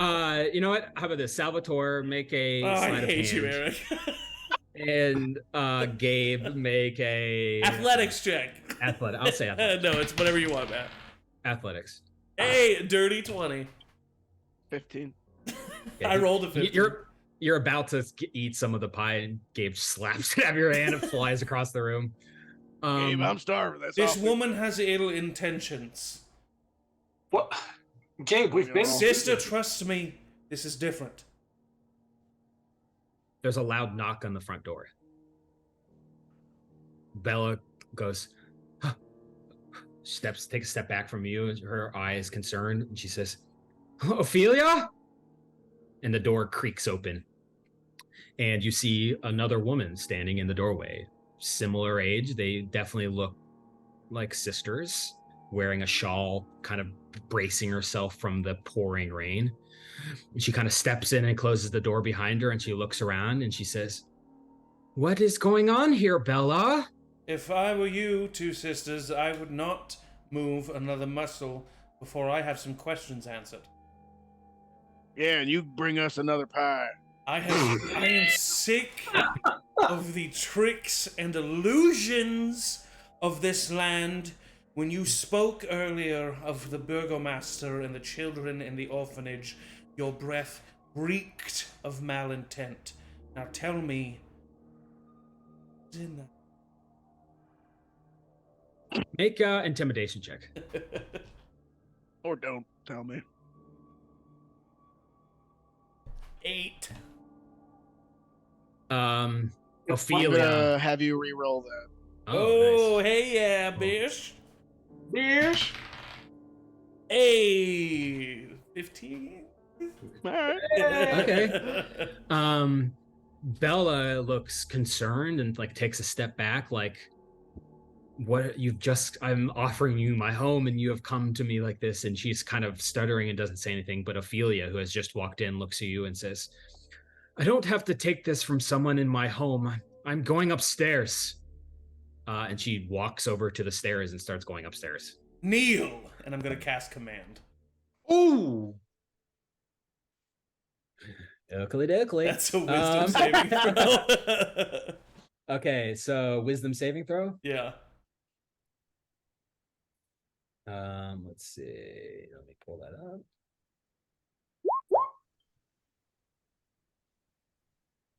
22. Oh, that's unfortunately it's a 23 DC. No, obviously that succeeds. Natural 20. You see Ophelia kind of brush your spell aside, and she kind of glares at you, and she says, her voice now louder, and she says, you know what?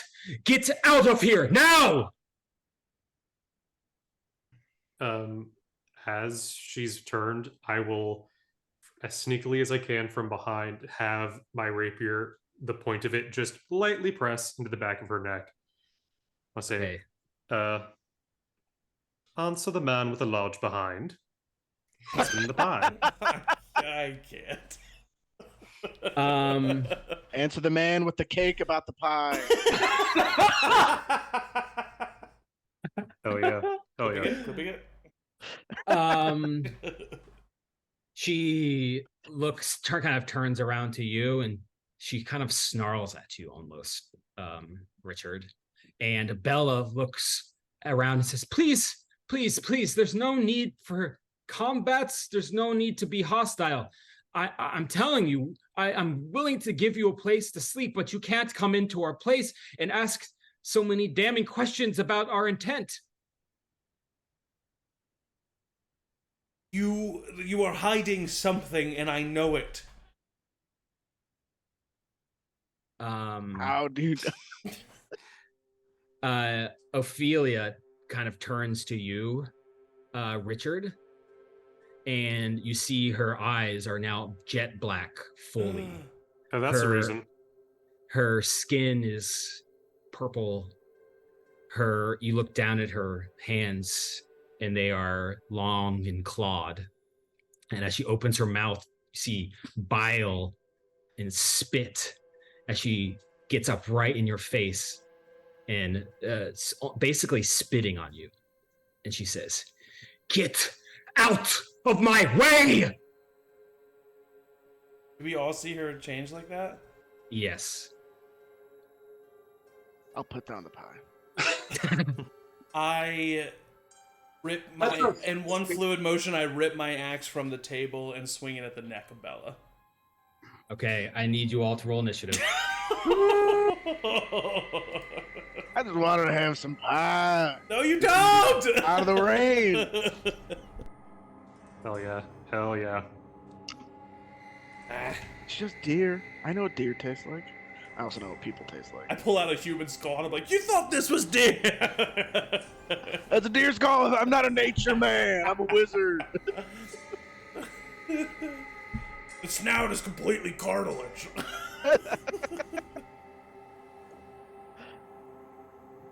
Oh no. Oh man. I think this is partly happening out of anger for him. Like, just like, he's sick of this place. You just saw a really cute guy get attacked, and you feel mad about how the world can treat Yeah, I people. also don't like Richard. Don't see myself in the initiative list. Oh, yes. Sorry. I got a 12. Okay, I can put your stuff in. Petra?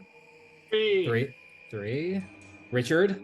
24. Nice. Oh, Jesus Christ. Plus 12 initiative. Sal. Well, and us. I mean, 17. Okay. Let's see. Let's get some. I kind of want to take the alert feat, so I'd have plus 11 initiative, and then me and you could just. Hey, I have one thing that makes me special and cool. All right. It's my high initiative counter. All right. I know I'm not going to Yeah, more give than any of you surprise rounds because there was kind of a tense standoff before the battle was taken. I don't even get my axe swing? No. I think you don't. I love it. They were ready for you. I love it. Can I at least have taken it out of the table? Yes, you're cool. holding it in your hand. Cool. Richard, it is Yeah. your turn. This woman in front of you is snarling in your face. Great. Oh shit. Oh no, right. That's right. Swashbuckler, dude. I know. I was about to be like, oh, I can't just hit her and run away. I can totally do that because I'm a swashbuckler. Crazy. Cool. So I'm just gonna make my attack. Are we flanking her, me and Gabe, or? No, I'm at the other lady. Oh, okay. Yeah, they're kind of on the opposite side of the room. You're Gotcha. like right at the foot of the stairs that goes up to the second floor. Yeah, cool. So I'm just gonna make a swing at her. Because I'm a swashbuckler, I would get sneak attack anyway, because I'm within 5 feet of her, and the attack is not at disadvantage. Okay. So, yeah, 17 on the die plus 6, so 23. Yep, that hits. Ooh. So it's going to do. Ooh. Do you want it? I mean, never mind. What am I saying? It's all the same attack. I'm not being Achilles. 14 points of piercing damage. Okay, you take. What are you attacking her with? A Rapier. Rapier. Take your rapier and stick it into her skin, and you pull it out, and the blood inside of her is not red of a human, but the purplish ichor of a fiend. And her tongue whips around, and you can tell that this blade is not quite as effective as you thought. Oh, I cool. just now had a Awesome. horrible thought. but we'll get. Oh man, this is dodgy. I guess I'll just use my fancy footwork to maneuver 30 feet out of the way so I can, if I can, could I get to flanking position? So I'm flanking the creature that Gabe is in combat with? Oh, yeah, sure. No problem. Cool. That's what I want to do. Okay, nice. That is your turn, Richard. Next up is Sal. This Bella is, you're still seated at the table, basically. Bella is standing there, kind of hands up, looking a little afraid, as Gabe has taken his axe and is looking to swing at her. This other woman is transformed into some creature. You see Richard has stabbed her and jaunted back. This creature in the corner is kind of looking back with malintent. What do you do? I will. I'm just gonna sit there at the table, pull up my book, and kind of frantically look through it. Start whispering an incantation, and I'm going to cast Alakazam. I'm going to cast Maximilian's Earthen Grasp at the one on the stairs. Cool. What Let's does make that? a strength saving throw.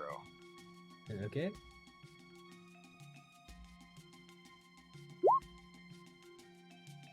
Eight. They fail. They are restrained, and they take 2d6 bludgeoning damage. And I rolled a 5 and a 6, so that's 11 points of Nice. bludgeoning damage. Wizzy. And they're restrained until, for up to a minute, they can use their action to make another strength check. Yeah, that's it. Literally And I like can use one of my action on favorite next spells in the turn game. All right. As you flip through your spell book, trying to find the spell that you probably haven't cast that many times, as it is, non-cantrip leveled a spell.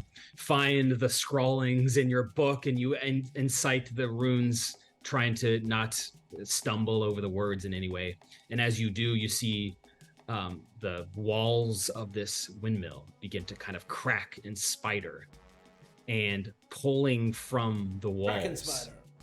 you see a skeletal hand, massive fingers, kind of pull their way through the walls as if trying to escape from the walls. And they wrap their fingers, their bony fingers, around Ophelia, who kind of cries out, "Ah!" She is restrained. Gotcha, bitch. And then I'll end my turn. Okay, Gabe, it is your turn. And I said I'm gonna do it, so I take my axe and I double-handed swing right at her neck. Okay, you have advantage because of Richard's flanking. No, at Bella. Yep. Oh, Richard is flanking Bella. Oh, I thought Richard was with Ophelia. My bad. I hit her and then boogied Right on over away. to give Oh, you damage. yeah. Nice. Thank you. So that's a dirty 20. And then, dirty 20. Hits. Good answer. Good answer. 11 points of slashing damage. Okay. What are you using? My battle axe. Battle axe. All right. Your attack slashes into her. She cries out in pain, but you can tell that your battle axe isn't quite as effective. I knew it. Then I will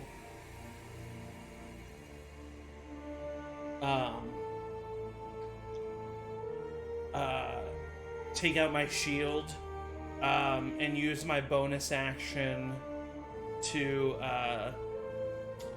cast Thunderous Smite on my battle axe, and that'll be the end of my turn. All right.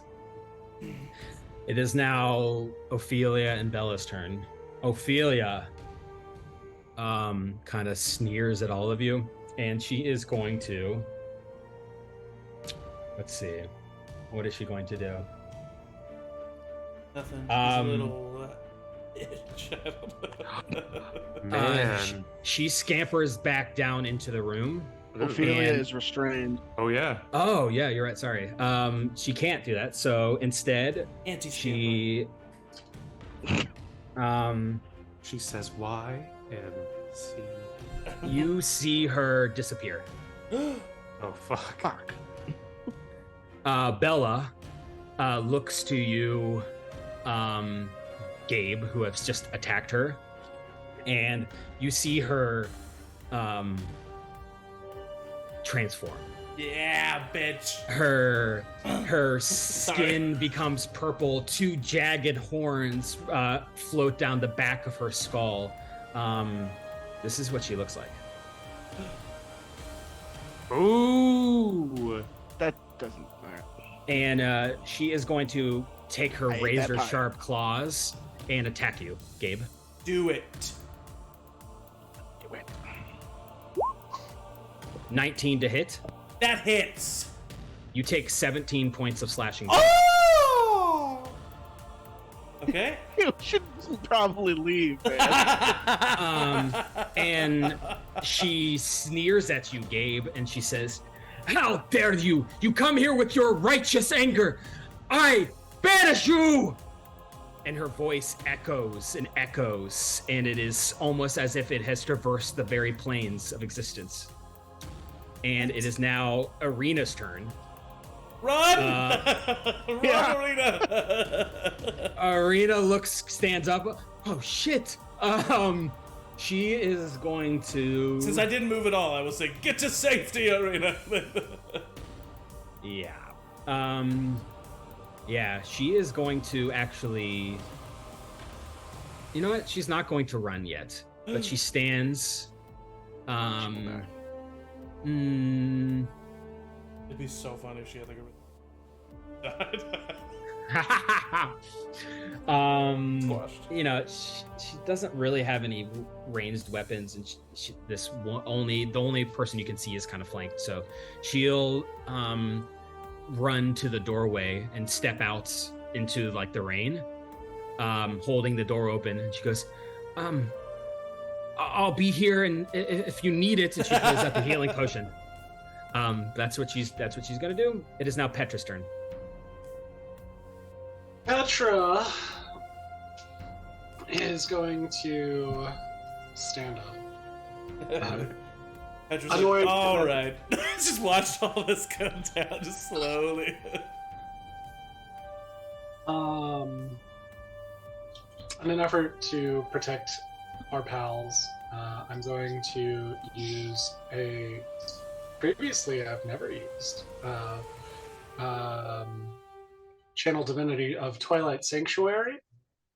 I present my holy symbol, and a sphere of twilight emanates from me. The sphere is centered on me and has a 30-foot radius. That area is filled with a dim light, and that sphere moves with me. It lasts for 1 minute, or until I'm incapacitated or I die. Whenever a creature, including myself, ends its turn in that sphere, I can grant that creature one of 2 benefits. I can grant it a 1d6 plus 3 temporary hit points per turn, or I can end an effect on it, causing it to be charmed or frightened. Oh, dope. Ooh, cool. Fantastic. And that's So- that's for each of us at the end of each of our, or beginning of each of our turns. End of each of End of your each of our turns. Cool. you end it within that. Absolutely incredible. So it's a That's- 30-foot radius, which is the entire I was about first to say floor. that's got to be everybody, right? Dope. So cool. I've never heard of it. So I will give myself that, That's just which I glowing. a 5. So I have 8 temporary hit points presently. And where's Arena in relation to me? She's backed out the front door, and she's 1 step out the front door into the rain. Okay, I will back towards the front door, Okay. keeping myself between her and the other folks. And I will actually, for my bonus action, cast Spiritual Weapon. Nice. Have it appear next to, I guess Ophelia, or no, because Ophelia is invisible or has disappeared. Cast it next to Bella, and Okay. it comes out as a mace with a that's silvered, Bella. but has the sun, like as the morning star head. Cool. All right. Your spectral mace appears beside you. as you back up to Arena, you can tell she's slightly scared, but is like vigilantly watching the outside, like waiting, seeing if there's any other danger. Is that your turn, Petra? Can you swing with it on the same turn that you cast? Oh, yeah, you can. Yeah, you can. Cool. so. Then I'm swinging with that. That was a dirty 20. That hits. And Yeah, roll it's 20.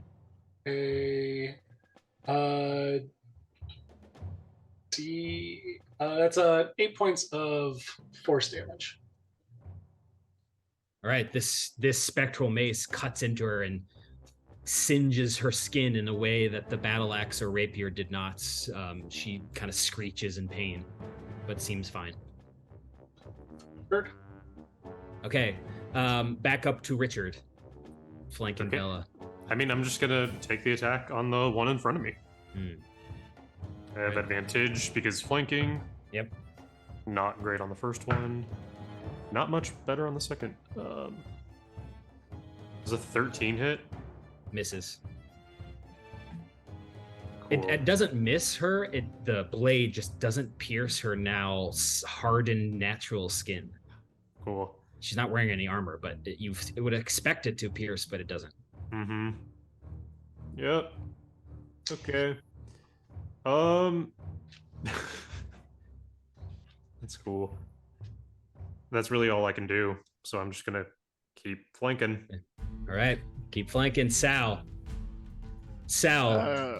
your spell, I think you can tell that Ophelia. I know, make an Arcana check. I'm not going to give you this information. Yeah, there you go. There's the DM. 19. You think that Ophelia is not invisible. She's gone. Oh, Teleported, perhaps some other place, and your earthen grasp is no longer holding her. Yeah, I think it would kind of just go away at that point. It ain't It's grasping. not something I can move or anything. Ain't grasping. Richard gets Ain't grasping 9. no more. Also, real quick, Richard gets 9 points of temporary. Oh, thank you. Ooh, nice. and just to clarify for temporary hit points, like then when Richard comes back to his next turn, any temporary hit points will replace those, right? Not stack. It won't It doesn't stack yet. It doesn't stack. So okay, cool. What does 17 points of damage look like to you, Gabe? Like, are you like bloodied now? I'm good. Okay. Because I would shit my pants. Yeah, Hurt for in real. one hit, I would be gone. All right, so we're fine. Which is what would we'll it take use my? to replace bloodied. Is Have you This shit your hag pants? is shit your pants. Yeah, would it take my action to like listen if I can hear Ophelia like upstairs?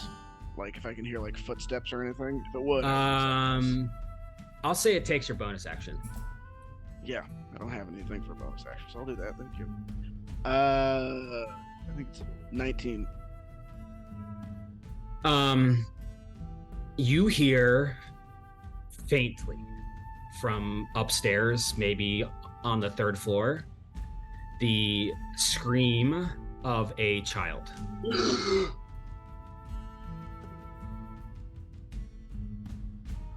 Okay. I'll just say, Get the fuck. there's a out of child, and I'll run 30 feet towards the stairs. I don't know how far I could get. Okay, upstairs. if your 30 feet will take you up to the 2nd floor. Okay. I'll action dash. Okay. So get another 60. As you action dash, you find yourself on the 3rd floor of this windmill. It is the same kind of bedroom that I had described earlier with, scattered beds and cloths. The item in the back that was covered in the cloth when Richard saw it is now open. You can see standing in front of it is Ophelia, and underneath this drapery are 2 cages. In both of them, you see human children, maybe 6 or 7. And Ophelia is kind of standing in the edge of the room. She kind of looks back over to you, grits her teeth. Yep. back. I can't do anything, but if I could just have like a little magic in my fingers as I say that. All right, your It's my hands crackle. Gabe, you just see Salvatore sprint upstairs. He But did you say don't the hear thing what he about the heard. child, though, right? Oh yeah, he did. Okay. say I that. just said there's a child. Okay, so I will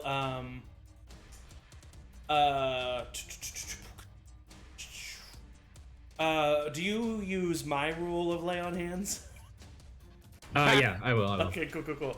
So I put a hand on my chest where her claw marks are, and the wounds glow slightly, and I will heal for 15 hit points. As I look at her, and I just am looking at her the entire time I do that. And then I will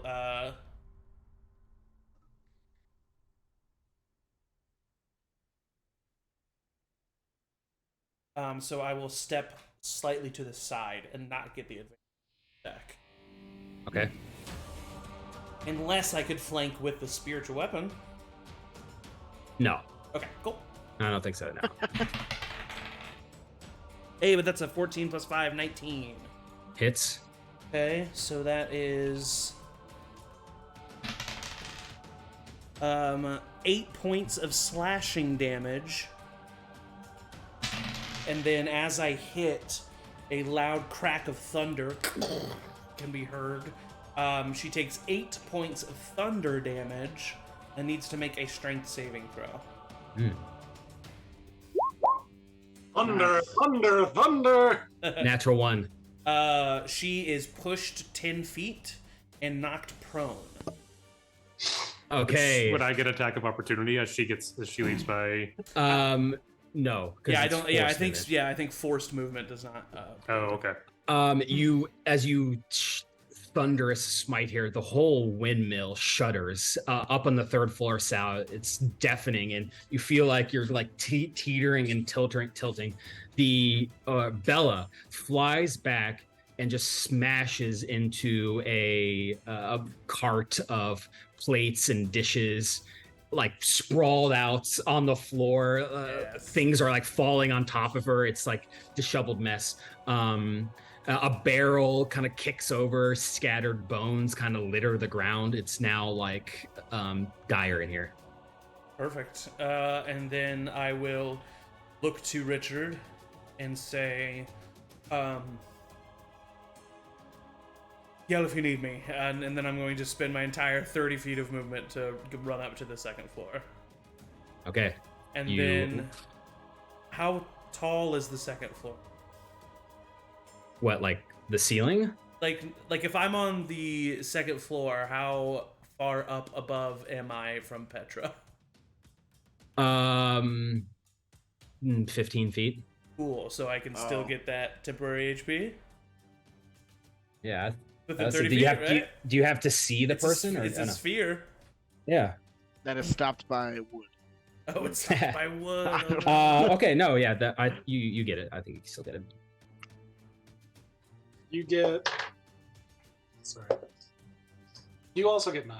Nice. Way to go. Alright, so you would have also gotten 6. If I leave, does it go Or- away? If I'm on the third floor. Yeah. Oh, well, Okay. It doesn't matter. Oh, well. As you head up to the No, you second don't know. floor, Gabe. Yeah. Ophelia looks at you, Sal, the crackling magic in your hands, and she kind of cackles. And she Right pulls down her on hand that. out, and the same sort of crackling energy, and she casts magic missile on you. I cast shield. Magic Whoa! missile. Negates magic missile. Oh, it Yeah, it does. does. It specifically It does. says it in the Specifically blocks description. magic missile. Yes. Your magic, the magic missile. Magic from on her magic spell, battle. That's so dope. you deflect it to the side, and she curses under her breath. Hell yeah. And Bella on the first floor kind of stumbles and gets up to her feet, and looks to you, Richard, and she says, "I curse you to never have your final breath." I need you to make a wisdom saving throw. He'll never have his final. That's Cool. a good thing. Yeah, Okay, right? I'm Like, he's not- not gonna die. I'm seeing all Worst. positives. 19. Okay. Should have failed. Cool. You Sorry should've for failed no. it. Sorry. Yes, she's cursing you, but doesn't take effect in any way, and she kind of looks a little wide-eyed, and she turns her head. Ophelia! I curse you to be Um, free of wrinkles. Arena is going to Wow. use her action to do the help action on you, Petra, and if you ever need it. Nice. And it is your turn, Petra. That's how you use an NPC. We would get too many help actions, Zach. I would make sure. Constantly have you guys traveling in a posse of 12. Yeah. I would make sure that Arena is staying there. It's just like a glance, and like give her a nod.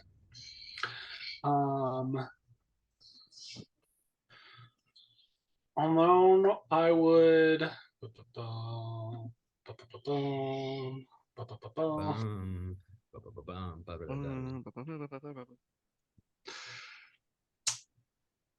I would pull out my heavy crossbow.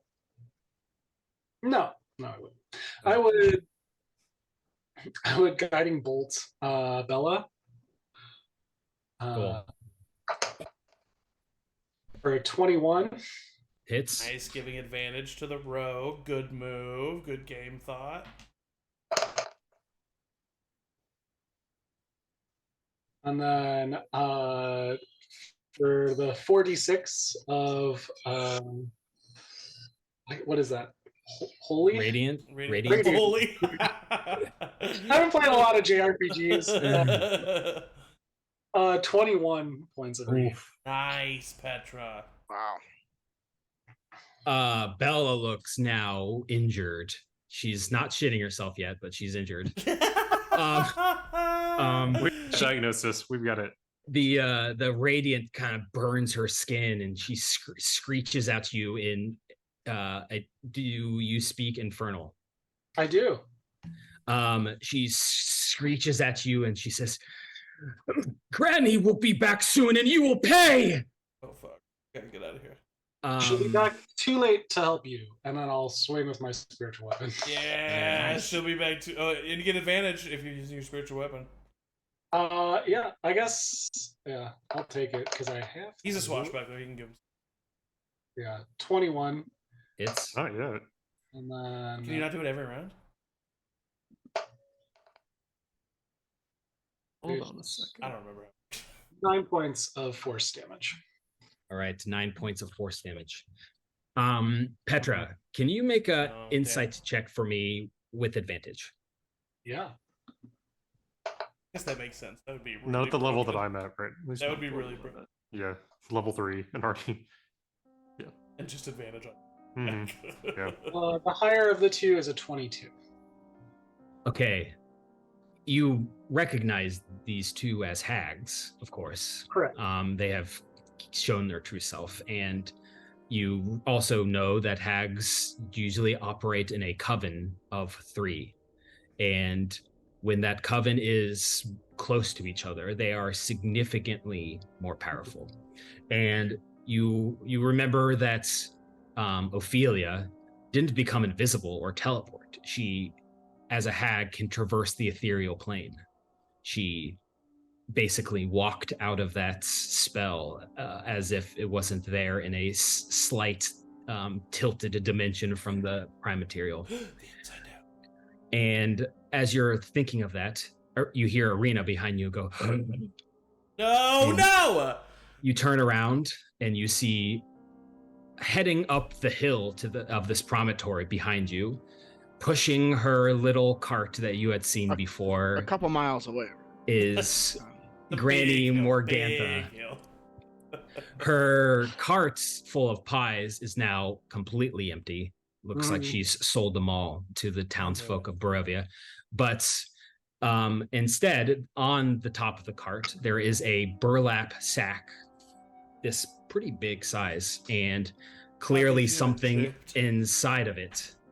because you can see that whatever is in it is alive and trying to get out. And you hear Granny Morgantha's voice ring out and say, "Oh, we have visitors!" And she doesn't know it's about. That's where we're going to stop for tonight. Come on, Matt. Gotta leave you wanting more. No, it's the perfect place. No, I'm completely out of spells, completely out of lay on hands. Cool. But you're Well, Paladin. You're that was fine. good. That was You've already fun. used.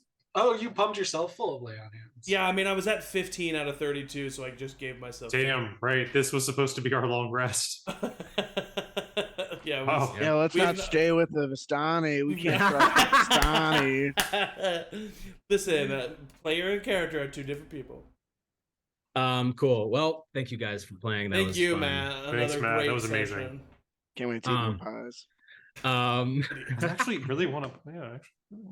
Okay, yeah. So if you guys are watching, just like watch CharmedPersons. Yeah. Keep watching. Yeah.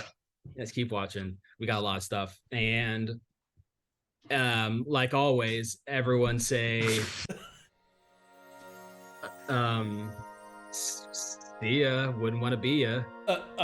See ya. See ya. Wouldn't want to be ya. Yeah.